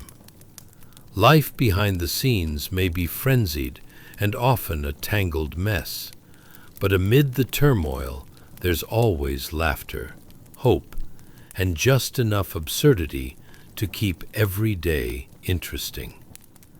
Now, tuck that image away as you drift off. You may not be a heroic knight slaying dragons tonight, but you're definitely in the mix of something lighter. The culinary antics of our brave little servant girl, surviving one chaotic day at a time. Chapter 16. Feast or Famine, Hold the Finesse. Hey guys, welcome back. Grab your pillow and let's settle in for another delightful adventure through the quirky corridors of medieval life. Tonight, we'll be diving into the culinary world that could only be described as an acquired taste. And by acquired, I mean, please don't throw up from looking at it. Yes, as we explore the wooden table heaving under the weight of austere but seasonal food, you'll soon discover that medieval feasting was about as glamorous as a barnyard dance-off. But first, a gentle reminder, if you're chuckling silently while trying not to wake your sleeping partner, maybe consider liking, subscribing, or even leaving a comment. Only if you actually enjoy it, of course. You won't need to arm wrestle over your favorite snack to do so. Just think of it as sharing a one-legged chicken leg with your neighbor in the Great Hall of YouTube. Now, dim the lights just enough to create a mysterious ambience, similar to wondering whether you actually locked the door while half-heartedly pouring milk into your cereal. Picture that rhythmic hum of a fan as the gentle breeze attempting to cool down your next historical epiphany. Let's ponder for a moment. How do you think those brave souls of the 1300s prepared for meals? Did they have intricate recipes, or was it more like a forced scavenger hunt with whatever foraged greens they could find? Did someone along the way ask if there was a takeout option, like just sending a messenger to pick up a medieval pizza? Congratulations, you've just woken up in 1300 AD, and your first challenge? Feast or famine, hold the finesse. You find yourself at an imposing wooden table, adorned bumpily with rustic charm and a faint scent of, well, let's just say it's a subtle blend of aspiration and desperation. Sounds cozy, right? Gaze longingly at that pile of coarse grains, dried fish, salted pork, and an assortment of foraged spring greens, such as nettles and leeks, all strategically arranged, as if put together by the world's least motivating chef. Give it a sniff. Ah, the heady aroma of ambition gone slightly askew. Was it accidentally made in a cauldron while someone practiced their wizardry skills? Perhaps. At this moment, you can envision our servant girl wearing her best status quo outfit of battered clothing, stealthily eyeing the array of food that may have seen better days somewhere in the last century. Imagine her pondering, do I really want to dive headfirst into this heap of excitement? The strategic decision to go for the salted pork versus the dried fish could be the difference between a mildly regrettable meal or a full-blown comedy of misfortune. Spoiler, she's going for the salted pork. Now, think of every bite the servant takes as an episode on a cooking show that's gone off the rails. The grains feel like they've been sandpapered for added texture. The fish tastes like it swam through yesterday's news. And those spring greens, let's just say they were foraged with the utmost bravado and a sprinkle of daredevil spirit. If you've ever bitten into a salad that felt like it was protesting against your existence, you might be getting the picture. Every meal is a battle, you see, waged not just against hunger, but against the ghosts of ill-prepared cuisine and questionable seasoning choices. And let's not even get started on the appetizers. Instead of chips and dip, the medieval equivalent involves the serious gamble of whether the cheese is actually cheese or an impostor made from cow's enthusiasm. As you chew on that delightfully chewy pork, you begin to filter out the odd textures with a sense of resilience that can only be birthed from a life filled with endurance. What is endurance, you ask? It's the same drive that keeps you going at a buffet even after realizing the salad is just shredded cardboard from yesterday's grocery haul. So what about dinner conversation? Imagine the lively discussions around the table, where expectations are as high as a poorly constructed thatched roof, and conversations often spiral into debates of who would win in a fight, a netted fish or a particularly feisty root vegetable.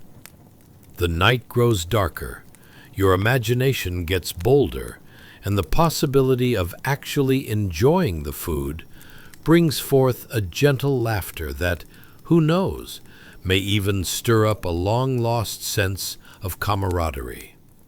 And then, as if on cue, there's a sudden, unceremonious bang. The cook, who has probably decided that culinary chaos is the name of the game, has lobbed a rogue piece of bread across the table that lands dramatically near your dishes, like a warning shot fired in a philosophical debate about whether eating too much of this meal could lead to the medieval version of regrets, a tummy ache. Beware the bread, you silently gasp, realizing it is not a mere snack, but rather a metaphor for the unexpected curveballs life throws. You lift your fork, perhaps to protest, or perhaps to accept defeat and delve into a second plate of whatever this culinary concoction happens to be, negotiating between flavor and fortitude.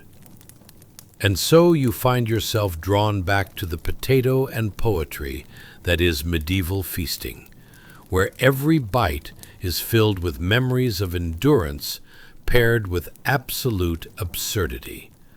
Life perpetrates its own jokes amid the dishes littered across the table, and you can't help but wonder what culinary mischief tomorrow's breakfast will unravel. Let that whimsical thought linger in your mind as you settle deeper into your dreams. Because if history has taught us anything, it's that meals, much like life, can be a delightful mixture of coarse grains, dried fish, questionable seasoning, and just a sprinkle of humorous chaos. Now drift off, dear dreamer, and may your sleep be filled with dreams of levitating leeks and fish that dance on a plate, nourishing your goofy, historical heart. Chapter 17. Hair Today, Gone Tomorrow. Hey guys, welcome back. Grab your favorite pillow and get snugly comfortable as we embark on tonight's historical frolic through a time where the idea of personal grooming looked less like a day at the spa and more like a one-man battle against nature itself. We're diving into the world of medieval maidservants who wielded their combs like mighty swords, fighting tangled hair instead of dragon scales. But first, a gentle reminder. If you're giggling silently at how much more complicated hair care was in the 1300s than matching your socks in the morning, maybe consider liking, subscribing, or even leaving a comment. Only if you actually enjoy it, of course. You won't even need to stage a duel with a medieval knight to do so. Just think of it as sharing the last piece of pie at the Great Hall of YouTube. Now dim the lights to create an ambiance similar to that slightly creepy feeling you get when you half expect a cat to suddenly jump out of the shadows. Ready? Let's ponder for a moment. How did people keep their hair looking fabulous when the average bath day was somewhere between never and can we use a bucket? Do they have a medieval equivalent of dry shampoo, like, I don't know, powdered wig bugs? And really, who decided that hairpins made of bone were a fashion statement? Did medieval folks look in the mirror and think, yes, this head-to-hair ratio needs a pinch more femur? Congratulations, you've just woken up in late medieval England, where Joan, the lady's maid, is gearing up to tackle the tangled mane of her noble mistress. Buckle up, it's going to be a glamorous adventure involving hairpins and wits, where beauty routines often ended in more chaos than charm. Picture this, it's the early morning, and the sun barely manages to creep through the thick haze hanging above the medieval town, kind of like someone trying to squeeze into an old pair of trousers after New Year's. You can hear the fortress-like echo of brass bells calling the townsfolk awake, while birds chirp a disapproving symphony at the untidy state of life. Here's Joan, standing ardently in front of her mistress, wielding a polished boxwood comb like it's Excalibur. As she gently parts the long, dark hair with the precision of a surgeon, if a surgeon was also really bad at following Netflix tutorials, she flicks her focus on a row of sharp, carved, bone-headed pins balanced precariously between her teeth. The last vestiges of good judgment are hanging on by a thread. Gingerly, Joan's fingers weave through the hair, parting strands while trying not to think of their last shared meal, overcooked cabbage that was probably one miscast spell away from turning into a blockbuster horror story. You can almost feel the tension in the air. Will this be the day her mistress acquires a fashionable updo? Or will it end with Joan facing the age-old question, how did I accidentally create a bird's nest on your head? As she works, there's a certain rhythm to the action. Part, comb, pin, repeat. It's a dance that requires more grace than a three-legged dog at a wedding. But wait, what's the odor? Could it be the oats still sticking to the comb from her breakfast? Or perhaps the residual whiff of last month's obsolete hairstyle? Whatever it is, it's definitely not on the list of approved scents for nobility. Joan continues, her mind wandering, as every good maid's does, to thoughts of the gossip brewing in the village. Could she still find time to catch the latest fuss about Lady Beatrice's terrible tendency to wear the same dress 4 nights in a row? Disgraceful. Thoughts race between her fingers and the strands of hair. She could practically hear the whispers of the townsfolk. "I'd rather be tossed into a vat of boiling soup than sport an outdated hairdo." And then, oh no, the delicate, meticulously placed hairpin slips from its precarious position, clattering to the floor with a sound more tragic than the ending of a much-loved bard's tale. It rolls away, gleefully taunting her as it skitters off toward the fireplace, a metaphorical reminder of her daily risks. Would her mistress explode like a shaken soda can if her updo failed? Only time will tell. As Joan lunges for the offending pin, like a cat pouncing on a wayward thread, she's struck by a sudden thought. What if she could create a trend? Why not, she muses, make every bird's nest an unclear sign of sophistication? Perhaps she could convince her fellow maidservants that a scruffy hairstyle was the latest noble fashion. Who would be brave enough to sporting something other than sleek decorum? The absurdity of it all sends a chuckle escaping her lips, and she glances up nervously, hoping her lady doesn't mistake it for folly.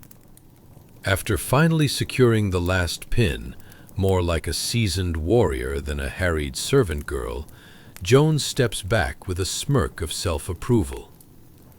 "Behold, your hair is the epitome of elegance," she proclaims, her voice dripping with mock grandeur, as if announcing the arrival of a royal procession. However, it's hard to overlook the faint odor of a goat lingering in the air, courtesy of yesterday's hay delivery that probably dripped remnants into the noble wardrobe. Perhaps today's fashion isn't everyone's cup of ale after all. And thus, the curtain drops on another hair-raising day in the life of a medieval maidservant, where chaos and beauty collide like two reluctant dance partners. You can't make this up, can you? Drift off now, dear dreamer, and let your slumber be filled with aspirations of glorious locks, hairpins that never misbehave, and a world where cabbage doesn't haunt you in your dreams. Chapter 18. The Royal Gossip Mill. Hey guys, welcome back. Tonight we find ourselves meandering through conversations that are more tangled than a knight's battle with a particularly frisky frog. That's right, we're diving into a realm where courtly gossip flows smoother than that vintage mead you probably enjoyed far too much at the last holiday feast. Imagine for a moment the delicate balance of power achieved through every dramatic pause and breathy sigh.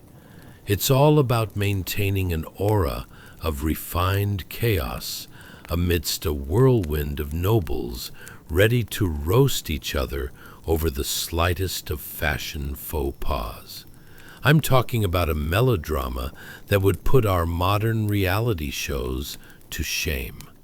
So grab your favorite pillow, snuggle deep into your blankets, and prepare for a royal romp through the whispering winds of medieval life. But before we cartwheel into the past, a gentle reminder. If you happen to find yourself chuckling or nodding along, consider giving us a like, subscribing, or even leaving a comment. Only if this little escapade tickles your fancy, of course. After all, sharing this awesome treasure trove of hilarity is like sneaking an extra piece of cake from the banquet table. Wonderfully delightful and sneaky fun. Now, as you dim the lights and make yourself comfortable, think cozy blanket forts rather than overly fancy ballrooms. Let's ponder the following questions. How many layers of fabric does it take before you can't possibly move? What would happen if you wore the same outfit 2 days in a row at court? Would your gossip-loving friends form a support group, or would it be more of an intervention? And why, oh why, did medieval nobles consider hats as outrageous as a car horn in a library? Congratulations! You've just woken up in 1300 AD, a time when fashion choices were dictated by an intricate web of scandal, rivalry, and enough hair products to last the swamp monster a millennium. Let's talk about the art of eavesdropping, because in noble circles, if you're not listening to the tea spilling, you might as well be napping in a haystack. The sun still drizzles light across the hastily adorned walls of a noble's solar, the sitting area where nobility pretends to care about political alliances while maintaining a keen interest in Lady Marjorie's unfortunate decision to wear that dress made of moth-eaten tapestry during last night's feast.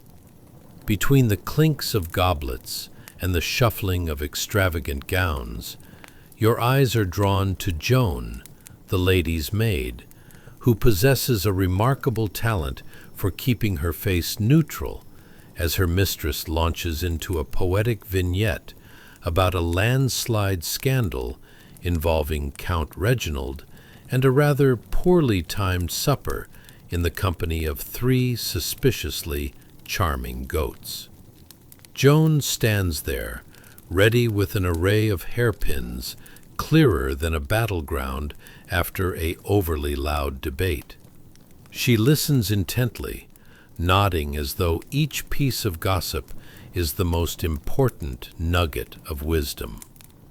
Since someone decided to invent powdered wigs. Her face is a perfect mask of agreement, reflecting every glance, pause, and sigh with the skill of a seasoned performer. One might say she's the very Marie Kondo of emotions, retaining only the feelings that spark joy, or at the very least, decent chances of not being brutally chastised. As you take all of this in, you can almost hear the whispers of scandal thickening the air around you. "Did you hear?" says Lady Agatha, stirring the pot like she's about to create the world's worst soup. "Lady Beatrice is expecting her 5th child, and the only thing bigger than her belly is the rumor mill." Such embarrassing tidbits float around like dandelion seeds on the wind, and Joan, with the agility of a cat dodging a wayward knight's sword, strategically weaves between the murmuring crowd, collecting each sprinkle of chaos like it's a precious spice for her mental recipe book. Joan can't help but wonder, what will happen if Lady Beatrice's husband, Lord Alaric, discovers the rumors brewing behind his back? Will the court erupt into a chaos rivaling that of a chicken placed unceremoniously on a medieval table during a feast? Perhaps. Or maybe everyone would get too distracted by the new fashion of multicolored shoes, because, let's face it, nothing says nobility quite like a pair of mismatched foot coverings. The air grows thick with the extravagant fragrance of beeswax candles and leftover festival bread as the ladies chatter on, weaving tales more colorful than a peacock at a dress rehearsal. You can practically hear the faint echo of Joan's thoughts.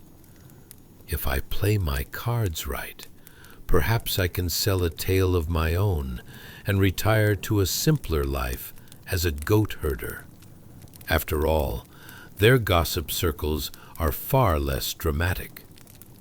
All this while, the lady's hair wonderfully defies gravity and reality, a perfect testament to the hours spent in this chaotic orchestra of identity, ambition, and just a sprinkle of ridiculously bad decisions.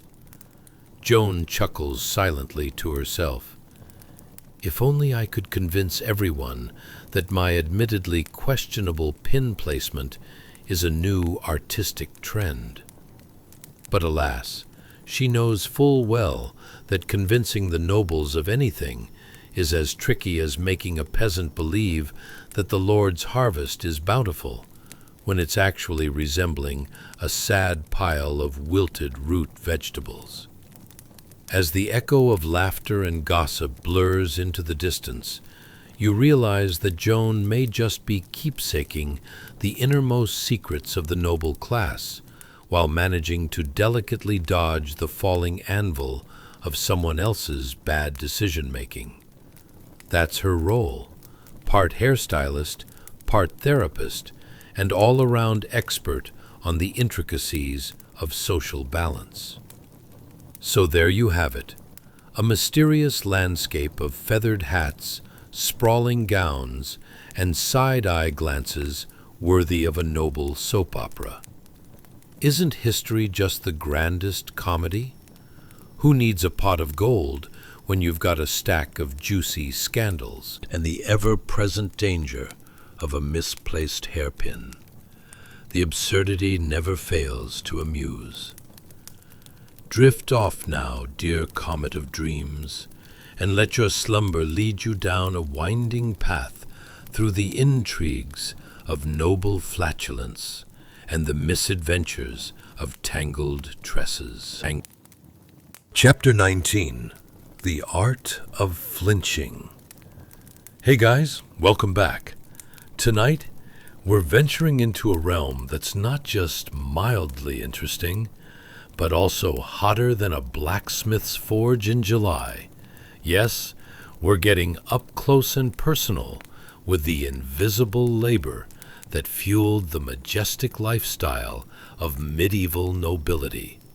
Think of it as the behind the scenes of a grand theatrical performance, where the stagehands are working their tails off and the leading actors are far too busy tightening their lace collars.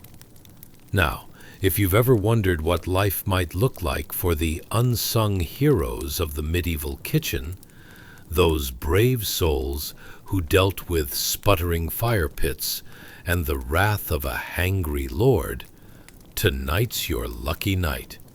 And hey, while you're lounging comfortably in your cozy bed, let's ponder these deep questions.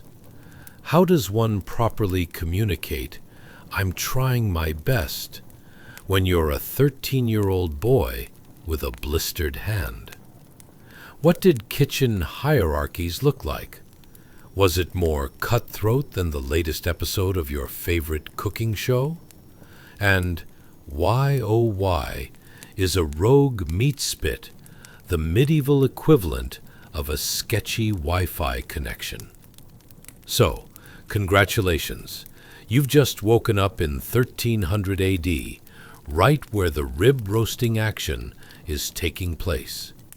Picture this, a bustling kitchen where every movement could end in catastrophe. Or dinner, depending on your sense of humor. As the salty aroma of roasted meat wafts through the air, you can see a young boy, no older than 13, bravely managing the turnspit. His blistered, soot-covered hands resemble something that would terrify your local medical practitioner.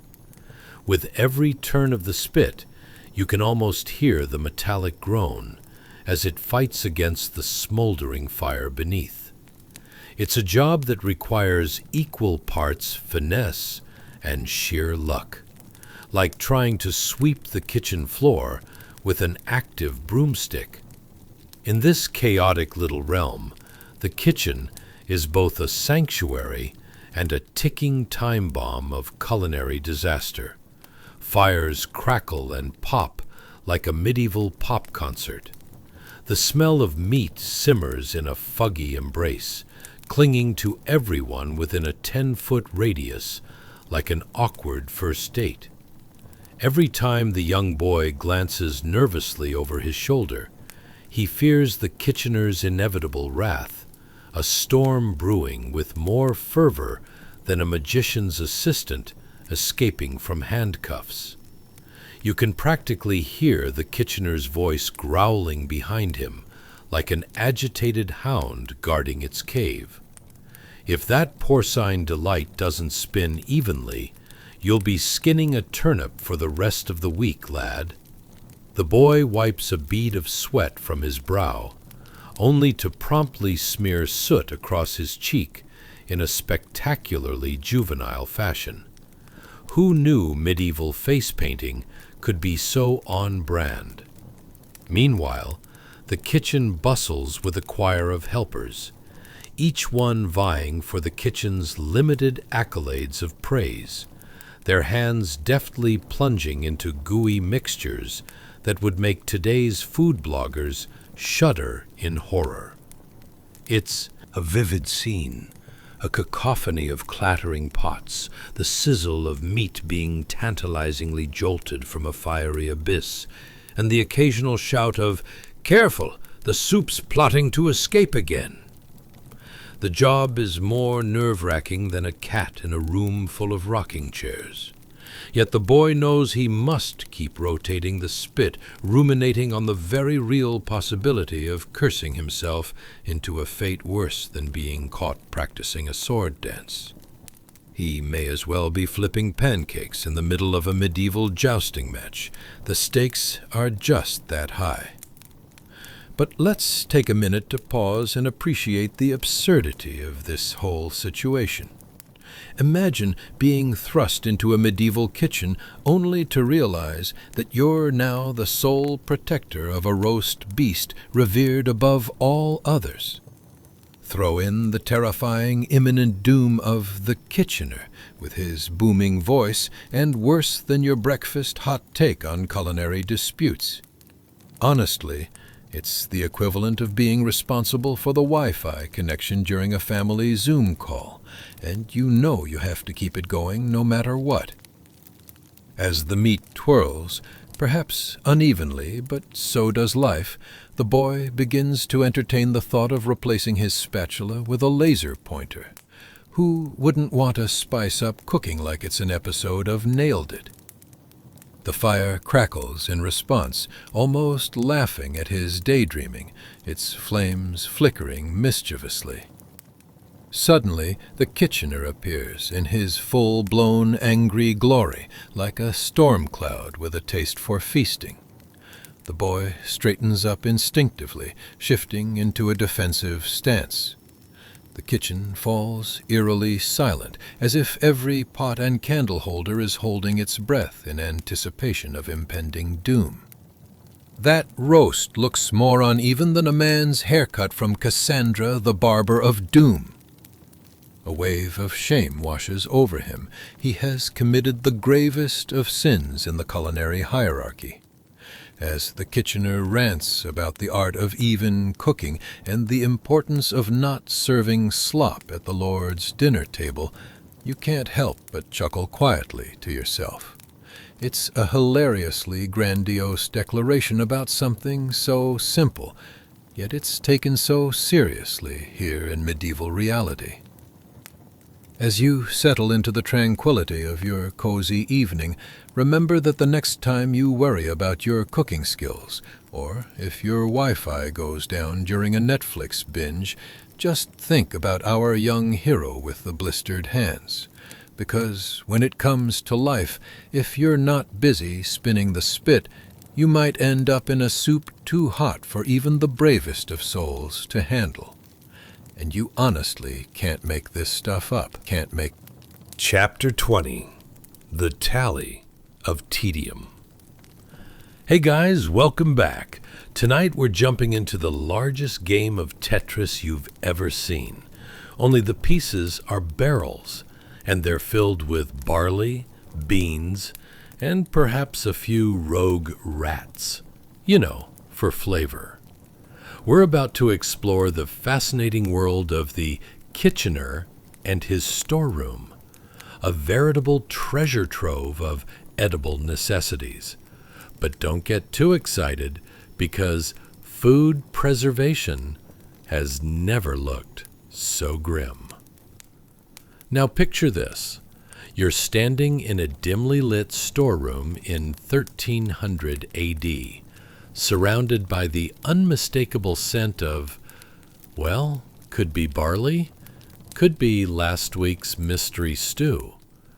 It's a culinary game of Russian roulette, and you've just volunteered to spin the barrel. Decide wisely, my friends. Does that barrel look like it's been to the Great Grain Festival? Or does it just have vintage mold written all over it?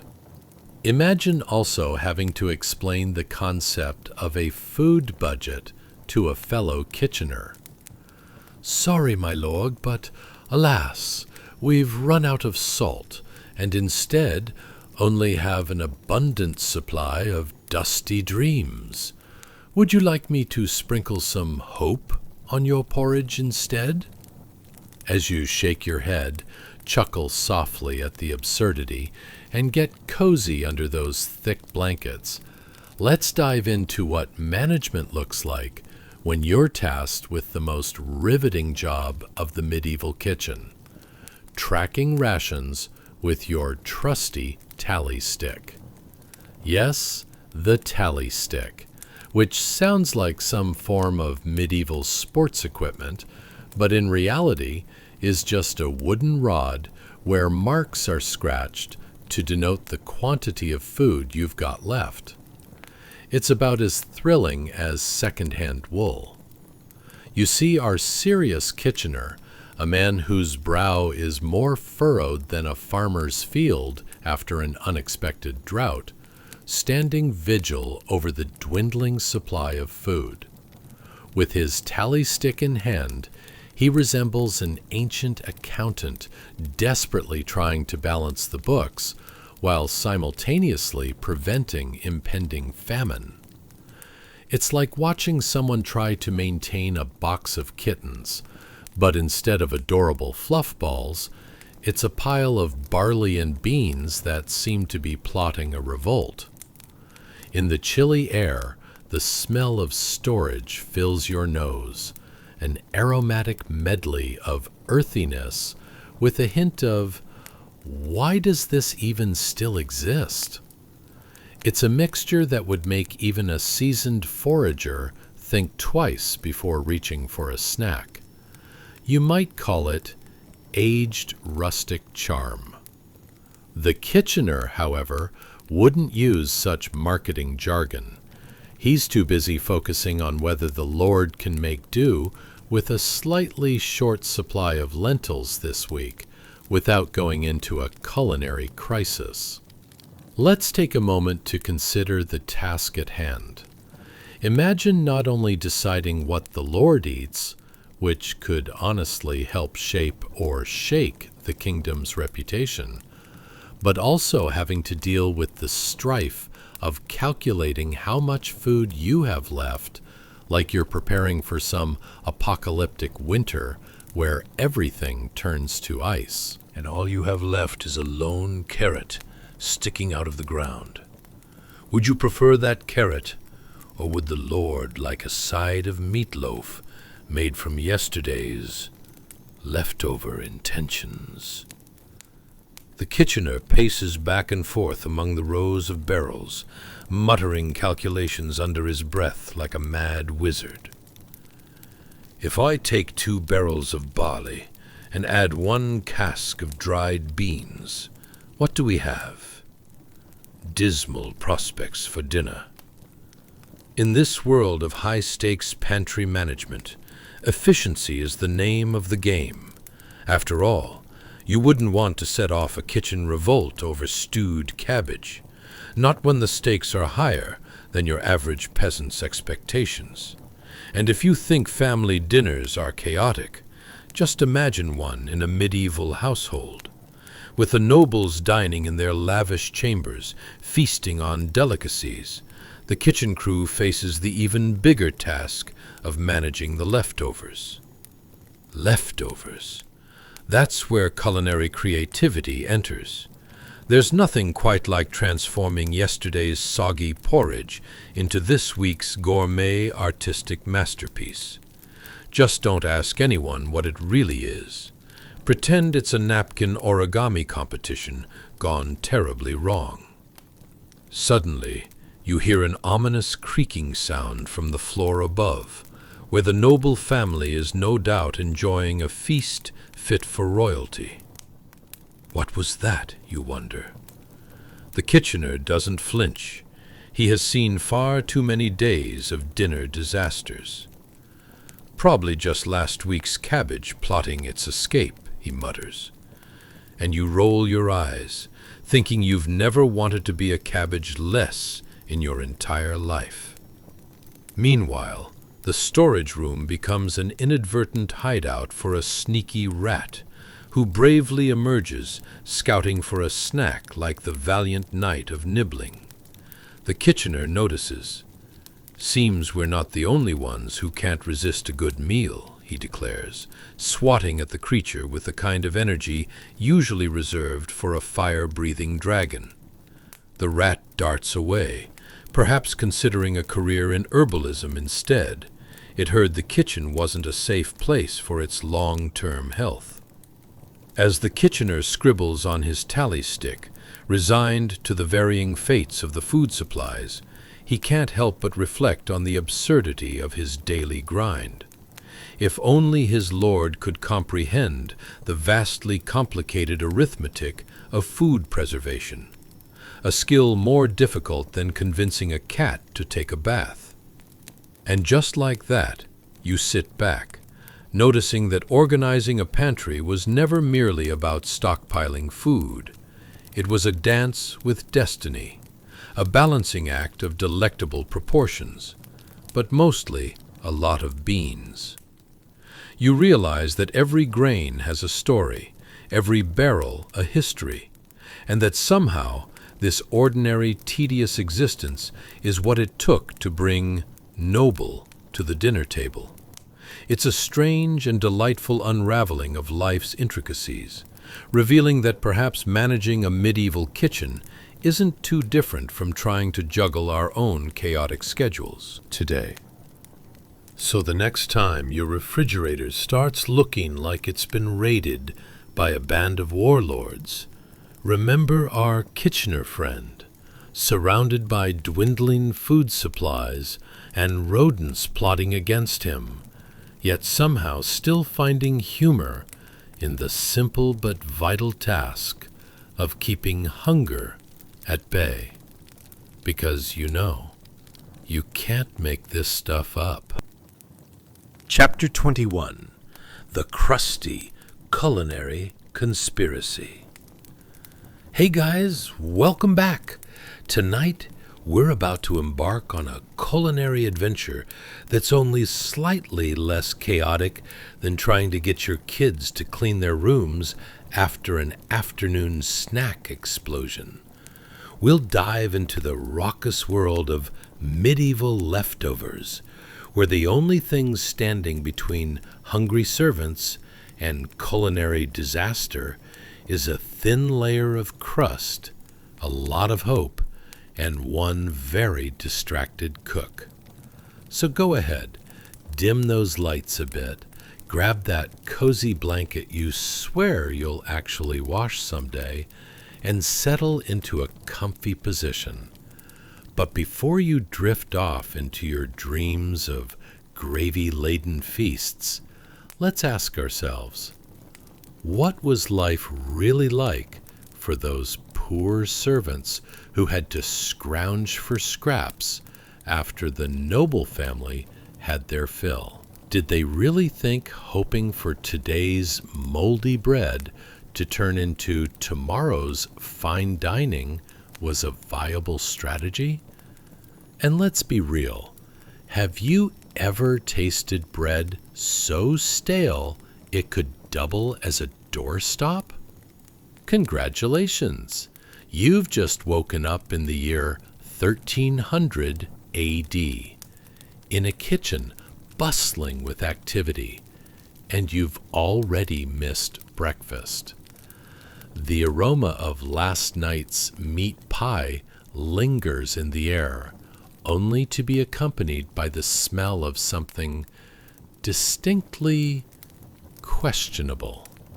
Perhaps you notice the sound of a copper pan getting scraped, like a desperate musician searching for a final note in a terribly out-of-tune ballad. Welcome to the underbelly of noble dining. Imagine yourself amidst a small group of weary servants, faces smeared with flour and evidence of last night's frying calamity. You're clutching a rather unimpressive wooden spoon, half-heartedly attempting to scavenge what little remains consists mostly of soggy crusts and the faint memory of meat. Some might call it leftovers. You, on the other hand, term it culinary optimism. The noble family might have feasted like kings, but here, in the servants' quarters, it's more like the royal rummage sale. So there you are, silently praying that the cook is too busy polishing a well-seasoned frying pan to notice that one adventurous girl in the corner. She's eyeing a small crust of bread, the last vestige of the meat pie from a meal that probably got more attention than her entire existence. Why, you might wonder, does she need the crust? Surely it couldn't be as delicious as a fresh pastry from the nearby marketplace. Except, oops, it's not like she has a choice. The marketplace is more of a distant fantasy than a feasible midday excursion, since she can't exactly clock out for a donut run while buried under piles of vegetable peelings. As she swipes that crust with the grace of a pickpocket, you can't help but think how relatable her stealthy escapade is. We all have those moments at home, right? Sneaking snacks from your spouse's hidden stash, or raiding the last of the secret chocolate bar you thought you had hidden away. If only the cook could pretend not to. Notice, perhaps she could leave the room for a second, allowing for that glorious moment of glorious bread bliss. Alas, hope tends to dwindle like melted butter on warm bread, a fleeting happiness. Suddenly a loud clang echoes through the kitchen. It's the cook, booming like an ominous thundercloud, declaring, "If anyone lays a hand on the pie, you'll be on potato peeling duty until your fingers shrink." The girl freezes, half-chewed crust almost falling from her mouth as she contemplates her life choices. Is that really a threat, she thinks? I'd rather face an angry boar at the market than peel potatoes endlessly. You start to imagine how cook-like figures might react to modern kitchen disasters. Oh, you burnt the dinner? That's it. You're barred from using the microwave for the next century. It gets a bit absurd, doesn't it? But the kitchen hierarchy runs incredibly deep, much like the layers of flavor in a stew that's been simmering for days. Meanwhile, the rest of the kitchen staff fumbles about like a troupe of acrobats who've dramatically overstated their abilities. Nobody agrees on who spilled the last jug of rancid oil, a true medieval whodunit. The clinking of pots and pans resonates eerily, creating an auditory backdrop that feels like an old bard's tale gone awry. Through the chaos, the girl stares longingly at the copper pan, now a battlefield, glistening in the flickering candlelight. There, in the depth of its golden surface, lies the last morsel that could salvage her dignity. But the shadows of her fellow workers loom large. It's a classic tug of war between the desire for sustenance and the risk of sneezing on the cook's prized storage of dust bunnies and dry beans, a consequence that could spawn lifelong enmity. As you soak in this chaotic kitchen life, you realize, amidst the laughter and the tension, there's something undeniably human about cherishing those last remnants of a feast. This is not just about eating. It's a fleeting moment, an art form passed down through history. With a single crust of bread, a simple servant's heart defies the odds of hierarchy and culinary chaos. And that, my friends, is something you can truly savor. Now, as we find ourselves amidst this flurry of a daily kitchen survival show, minus the snazzy production values, you can almost picture the welcoming embrace of a blanket pulled snugly around your shoulders, as well as the warmth of that elusive comfort food.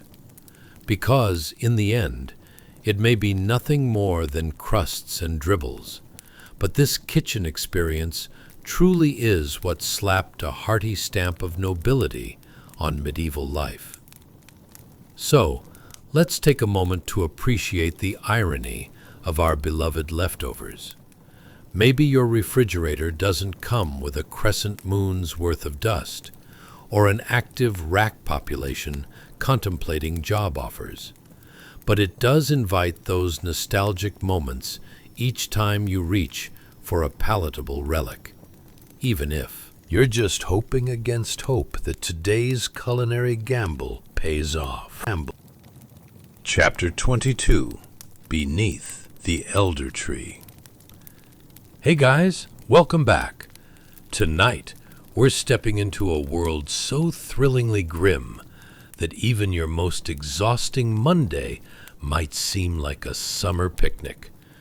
Get ready to dive headfirst into the humble and often misunderstood life of the medieval worker, those anonymous heroes who toiled away only to disappear faster than yesterday's leftovers at a family reunion feast. So, grab that cozy blanket you've been threatening to wash since last year, dim those lights, and prepare to settle into the delightful disarray of life in 1300 AD. Ever wondered what it felt like to dig in the dirt with your bare hands, all while dodging the whispered prayers of the various insects, hoping you don't disturb their afternoon? Can you fathom the sheer joy of burials where weather wasn't just an inconvenience, but a character? I mean, what if your Auntie Geraldine's cousin Ed buried you in the wrong patch of muddy earth out by the elder tree? Could you cling to life long enough to haunt them for eternity? Congratulations! You've just woken up in 1300 AD in the shadow of a massive elder tree, where we find ourselves at a simple burial scene, tenderly poignant yet slightly absurd. Imagine it, a gathering of familiar faces, all wearing expressions that suggest a mix of grief and how did we end up here? As the sun begins to set, the sky blushes with colors that could outshine any nobleman's fancy tunic, while a gentle breeze carries a bittersweet harmony between nature and our inevitable fate. Here you are, standing at the grave of someone who's shuffled off their mortal coil after years of feeling the weight of the world, or at least the weight of a particularly large potato.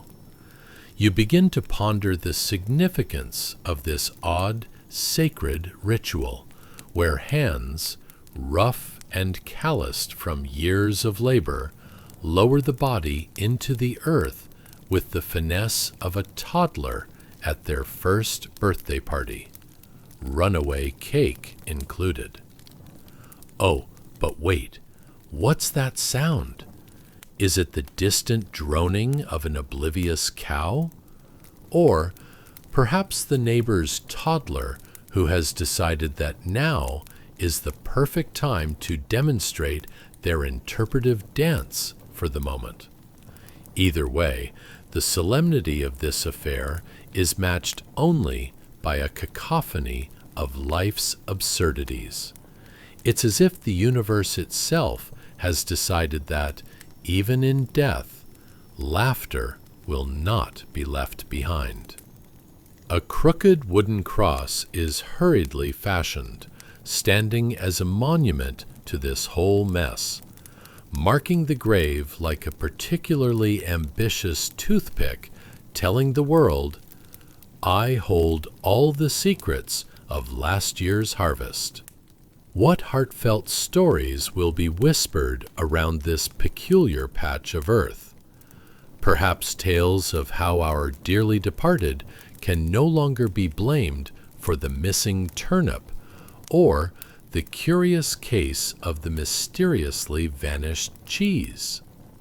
As the murmuring crowd gathers, they circle closer, like crows around an unexpected corn feast. Here, amidst the solemnity, we witness something rather curious, the way they share stories. But it's not just any stories. It's the good old-fashioned gossip that spins into folklore. "Oh, do you remember the time he tried to tame that wild goat?" someone chuckles, which leads to another about how he lost a foot race with an old lady pushing a cart of cabbages. Cabbages, mind you. But honestly, aren't they all a little bit of a foot race themselves? You can't help but notice how these gatherings feel like the medieval equivalent of scrolling through your social media feed, where everyone seems to be a star in their own bizarre sitcom, desperate to maintain the illusion of normalcy while juggling their everyday calamities. Truth be told, if someone were to film this event, it could be a hit series. Gravediggers Gone Wild, the Afterlife Chronicles. Who wouldn't binge-watch that?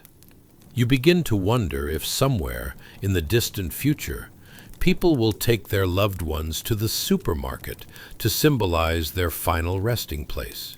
Or perhaps it'll all just come down to which grave has the best view over the hills. I don't care if you're 6 feet under. What really matters is the view, you think with a smirk, which may or may not be dark humor coming from a brain swimming in absurdity. After they lower the body into the ground, the camaraderie shifts to what can only be described as a medieval post-funeral picnic. Just behind the crowd, someone pulls out a loaf of bread, as if to say, "Well, since we're all here, who's ready for cheese and regrettable decisions?" Give it a few hours, and you might just catch a hunt for a few wayward cactus fruits if the crowd gets too daring. Yet, amidst the laughter and shared memories, you feel the weight of the world pressing down, a reminder that life, in all its absurdity, keeps rolling forward. After all, these hard-bitten souls encapsulate an essence of existence that echoes through time. They embroider their stories with laughter and resilience, finding joy even in the heart of sorrow. So, as you drift off to sleep amidst the chatter of the afterlife, perhaps ask yourself, when you shuffle off this mortal coil, will your loved ones parade around sharing tales of your epic potato fiascos? Or are you more of a left the cat in the microwave sort of legend? Either way, rest easy. The stories don't end here. They've only just begun. Chapter 23. The Legacy of Weathered Hands. Hey guys, welcome back.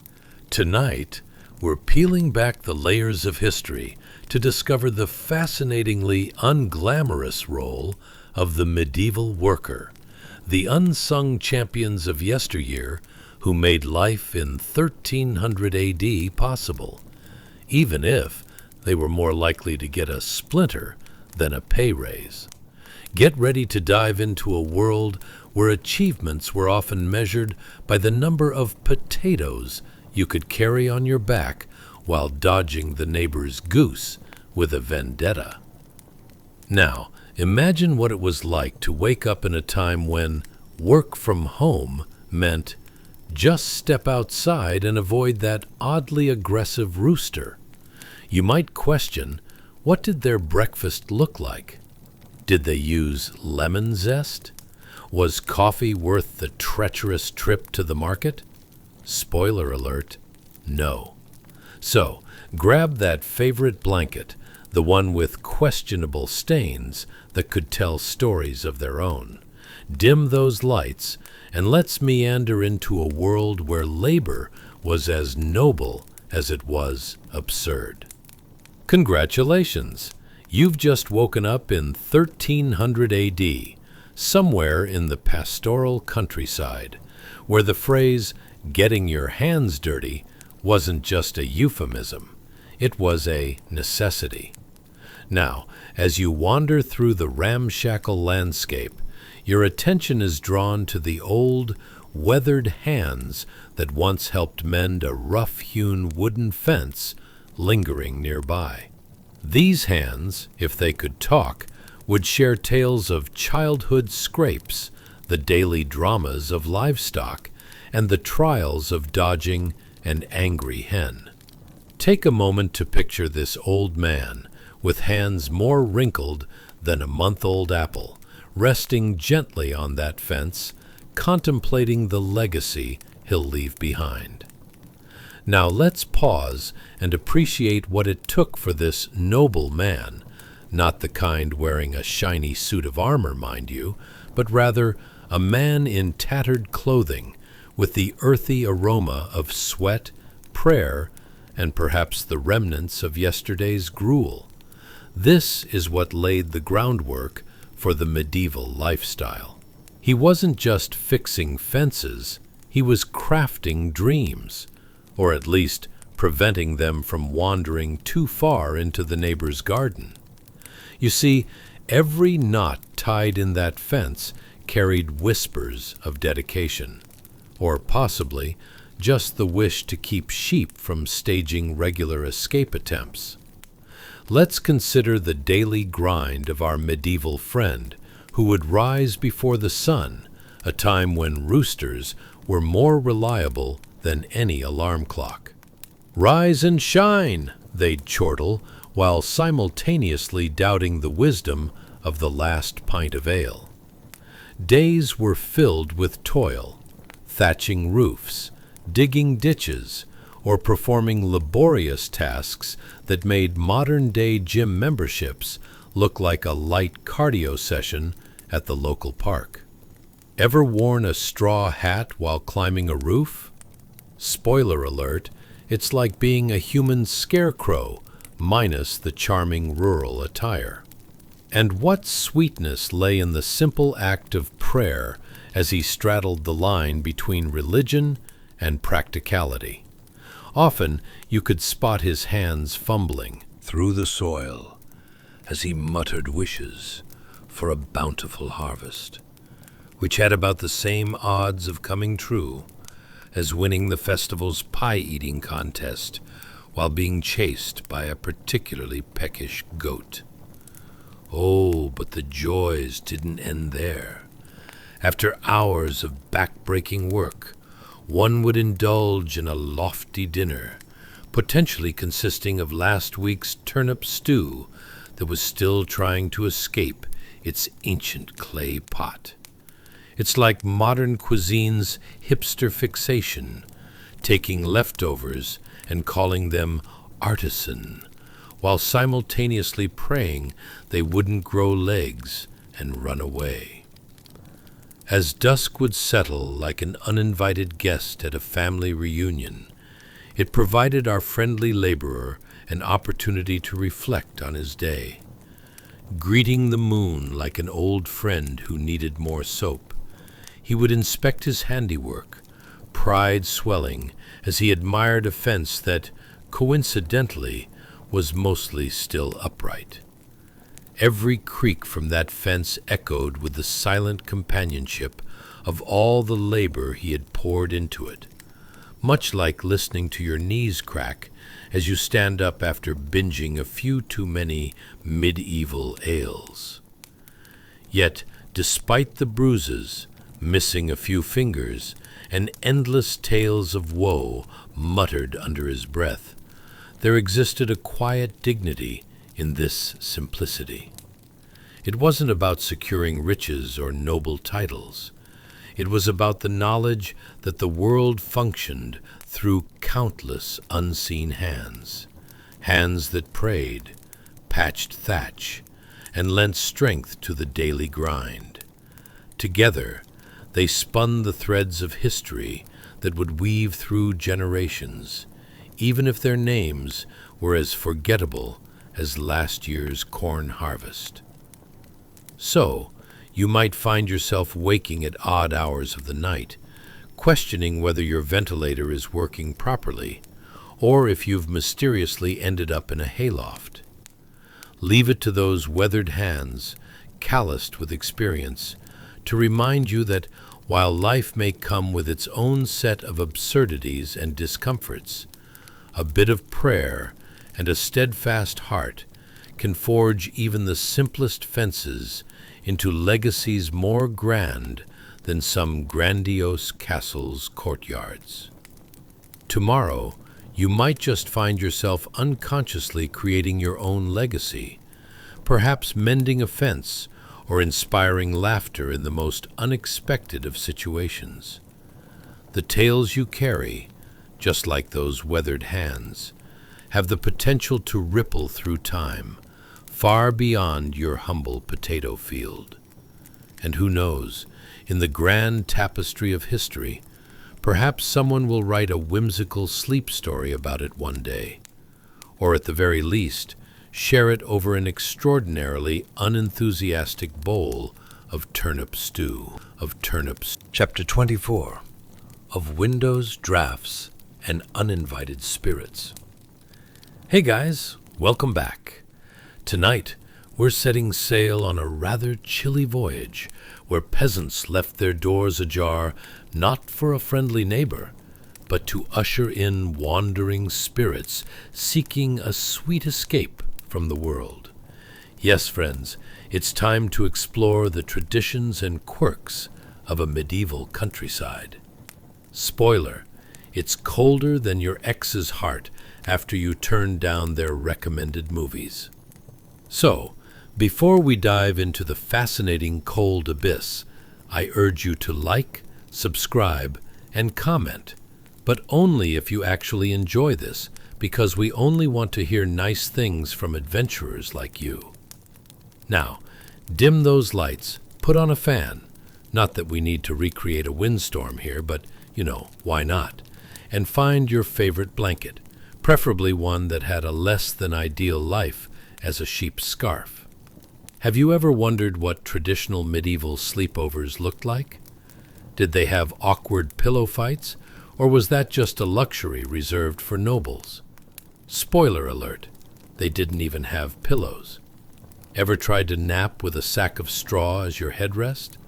Or desperately wished you could access a local spa after a day of plowing fields while dodging the odd goose? What precisely did they do when faced with an excruciating frostbite? And when was the last time you were genuinely terrified by a draft? Congratulations! You've just woken up in a quaint little cottage in the year 1300. It's charming, if charming means frigid with a hint of despair, and your only company is a rather disgruntled goat trying to get cozy next to you. As the sun sets and the chill creeps in, you can practically taste the draft swirling around your face like a restless ghost with a penchant for prankish drafts. Now, as you awaken, let's contemplate the cozy little window standing valiantly against the evening's chill, surrounding you with sounds that include a cacophony of creaking wood, rustling straw, and perhaps the mild annoyance of a neighbor's cat thinking it owns the entire village. Ah, yes, that cold night breeze filtering through the leaded glass, if you can call it glass, more like an ambitious attempt at modernity that feels as welcoming as a surprise ice bath. The elderly woman sitting by the hearth, bless her heart, has just opened that leaded window, letting the cold march in like an unwanted guest who forgot to knock. It's village tradition, you see, to allow a passing soul to be carried skyward, whisking it away to a realm free from frostbitten toes and mediocre turnip stew. It's a comforting thought, really, especially when you realize you've only got a few rags between you and the chill of the night creeping in through all the tiny cracks. A little air circulation is a noble gesture, after all. Nothing says, "Welcome home," like a gust of icy wind that literally makes you question your life choices. The woman sighs softly as she gazes out into the twilight, wondering if her window's draft will whisk away the memory of last week's questionable cabbage. Sure, I'll just let in the cold air, she thinks, and it may even clear out the scent of despair from me old stew pot. Little does she know, her penchant for window ventilation has opened the floodgates for whimsical spirits and icy reminders of her unfortunate cooking choices. Outside, dark figures dart about, perhaps a wayward chicken, or it could just be Tom, the village jester, who may or may not be in a drunken altercation with a shrub. Either way, the village is alive with sounds, mostly of grunts and low bellows of creatures that potentially ran away from last year's market. Ah, modern entertainment at its best. Better than cable television, that's for sure. But let's not forget our dear cottage. Inside, the ambiance is about as cozy as a spike in energy bills. The beautifully adorned linens, if they can really be called beautiful, tag along with an aroma that suggests aged cabbage is the official scent. And you ponder, how did it come to this? Was there a moment where someone said, "Yes, this cabbage is aged like fine wine, but without the fine or the wine"? As the evening unfurls, an almost theatrical silence encompasses the surroundings, contrasting sharply with the previous cacophony of life outside. It envelops you like the tattered remnants of your childhood blanket, an invitation, albeit one laced with frigid uncertainty, for a fascinating journey into the absurd tapestry of medieval existence. Conversing with the spirit of the night, you chuckle inwardly at the absurdities that every medieval peasant endured. Bathing was practically a seasonal event, where finding a warm bucket of water was the medieval equivalent of winning the lottery. And yet, like clockwork, the village's response to winter was stunningly reactionary. While sitting in drafty homes with that brooding sense of dread that someday you too could end up as part of a spiritual procession towards brighter, warmer pastures. A thought crosses your mind as you drift into slumber beneath the blanket of memories and a medley of rustic absurdities. This is life as it was known. a testament to those who risked frostbite over fancy long johns, preferring the companionship of a wildly gusting window instead of cozy fleece. What a way to live! And with that you smile, knowing that the tales of yesterday, from leaded windows to adventure-seeking chickens, continue to echo through time, as earnest as ever. So embrace the chill, warm your heart with laughter, and perhaps dream of one day achieving the hockey team-sized ambition of letting it all go, along with the smell of last week's cabbage. Chapter 25. Embracing the chill and the cozy life of medieval villages. Hey guys, welcome back. Tonight we sail into a peaceful, yet slightly absurd world where life unfolds in a quaint medieval village as dusk descends. Picture it. The sun melts away into a dreary horizon, the remnants of daylight surrendering to the mighty dark, a bit like your will to stay awake after a long day of pretending to enjoy broccoli. This is the backdrop for our journey, a land where villagers valiantly confront the encroaching cold, while reminiscing about that lovely day they managed to convince their goat to not nibble at their tunic. I encourage you to like, subscribe, and comment only if you genuinely enjoy this delightful romp through history, as we prefer kind words from fellow adventurers over sarcastic quips from lurking trolls. Now, dim those lights, throw on a lovely old blanket, one that has seen better days, and maybe even a mystery stain or two, and get cozy. You'll want to be ready for this suspenseful descent into the life of medieval folk. Have you ever wondered how they celebrated Friday nights? Was it as grand as a modern-day Netflix binge, or were they just huddled around a smoldering fire, flipping through old recipes for something called ton of turnip stew? Did animal companions hold the best gossip, or did everyone know far too much about each other's bathing habits too? Also, who was the guy that first learned to start a fire with 2 wet sticks? Was he celebrated, or just left to shiver like a forgotten beetroot? Congratulations. You've just woken up in 1300, a remarkably quaint time, unless you count the high probability of ice-cold feet and a menu to make anyone question their life choices. As dusk settles around you, the village brims with a calm that seems serene, until one realizes the background music consists of creaking wood, rustling straw, and the occasional raucous clucking of a chicken with dreams of escape. Spoiler, they don't usually succeed. Let's take a moment to appreciate the delightful scene in your cozy little abode. The solid walls tell tales of their own, a gorgeous tapestry of cracks and crevices patching the not-so-clever arrangement of wattle and daub.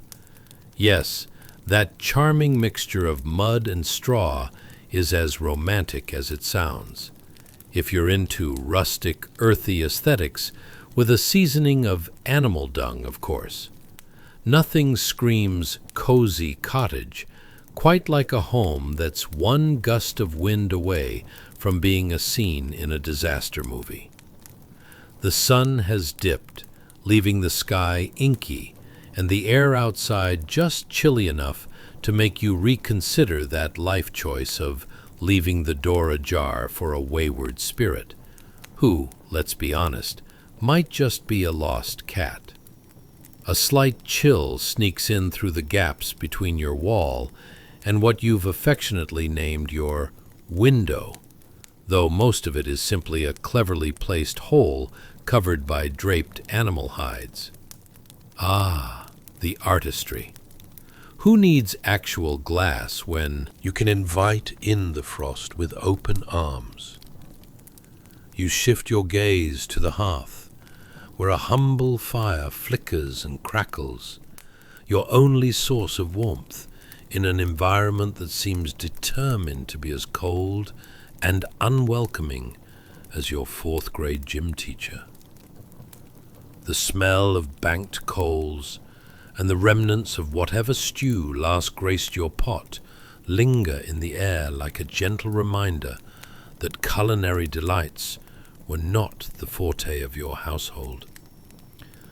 Ah, yes, it's turnip surprise again. Surprise! I've turned into a vegetable. As you sit closely to the fire, your neighbors' lively conversations waft through the gaps. Laughs are heard, but primarily they sound like the barks and clucks of assorted livestock, sharing wisdom on hay and seasonal grains. Ever wonder what your local gossip was like back then? Why, Mrs. Haggerty's turnips are positively unnatural, and that goat, don't get me started. It was basically a soap opera, just in slow motion and set against the backdrop of mud and poorly constructed architecture. Now, let's delve deeper into this lovely slice of life. Your evening ritual consists of a communal gathering with newfound friends, most of whom are your goats, as you cuddle for warmth, lamenting over last week's auction, where the best garlic was snatched away by a rival who had a dubious reputation for, oh, the horror, removing the hides before slumber. If the goats are particularly cranky this night, you may find yourself negotiating trading scraps of food with them. How about a turnip for a cuddle? But alas, they probably borrowed that trick from your neighbor, who might have found a way to turn a goat into furniture.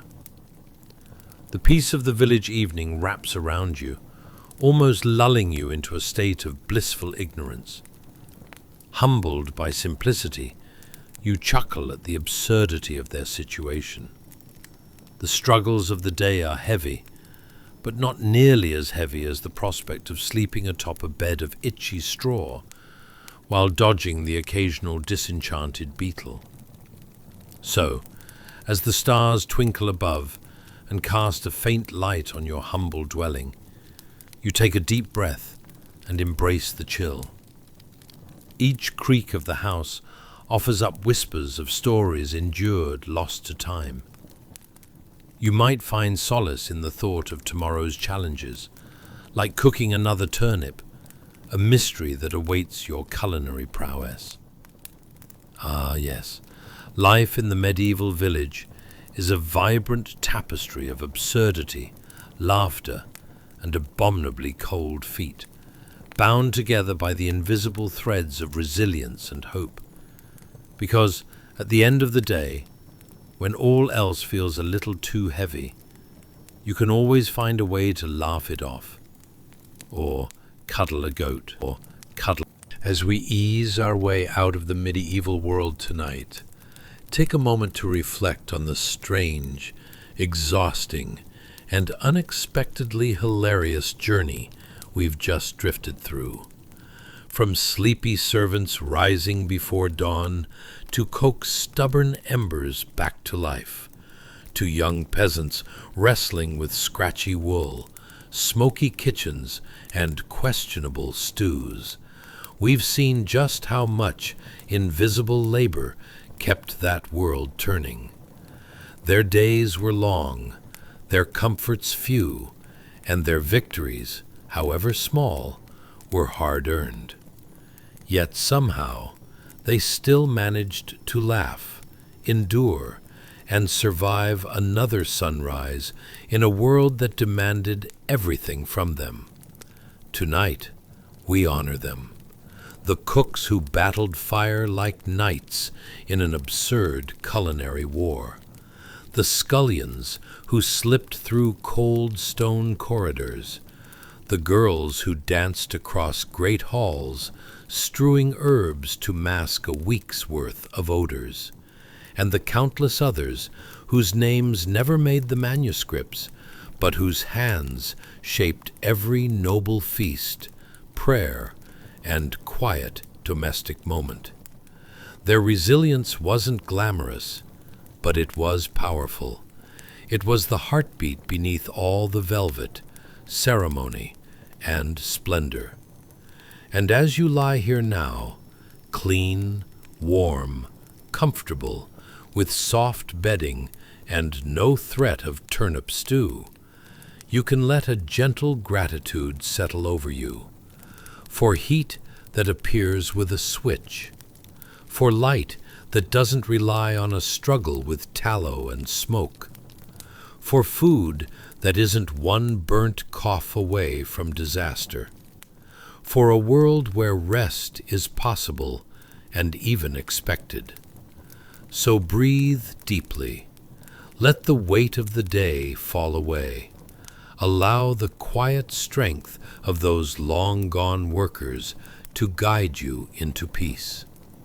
Let your mind soften, your body loosen, and your thoughts drift like lantern smoke. You've made it through your own long day. Now, rest. Good night.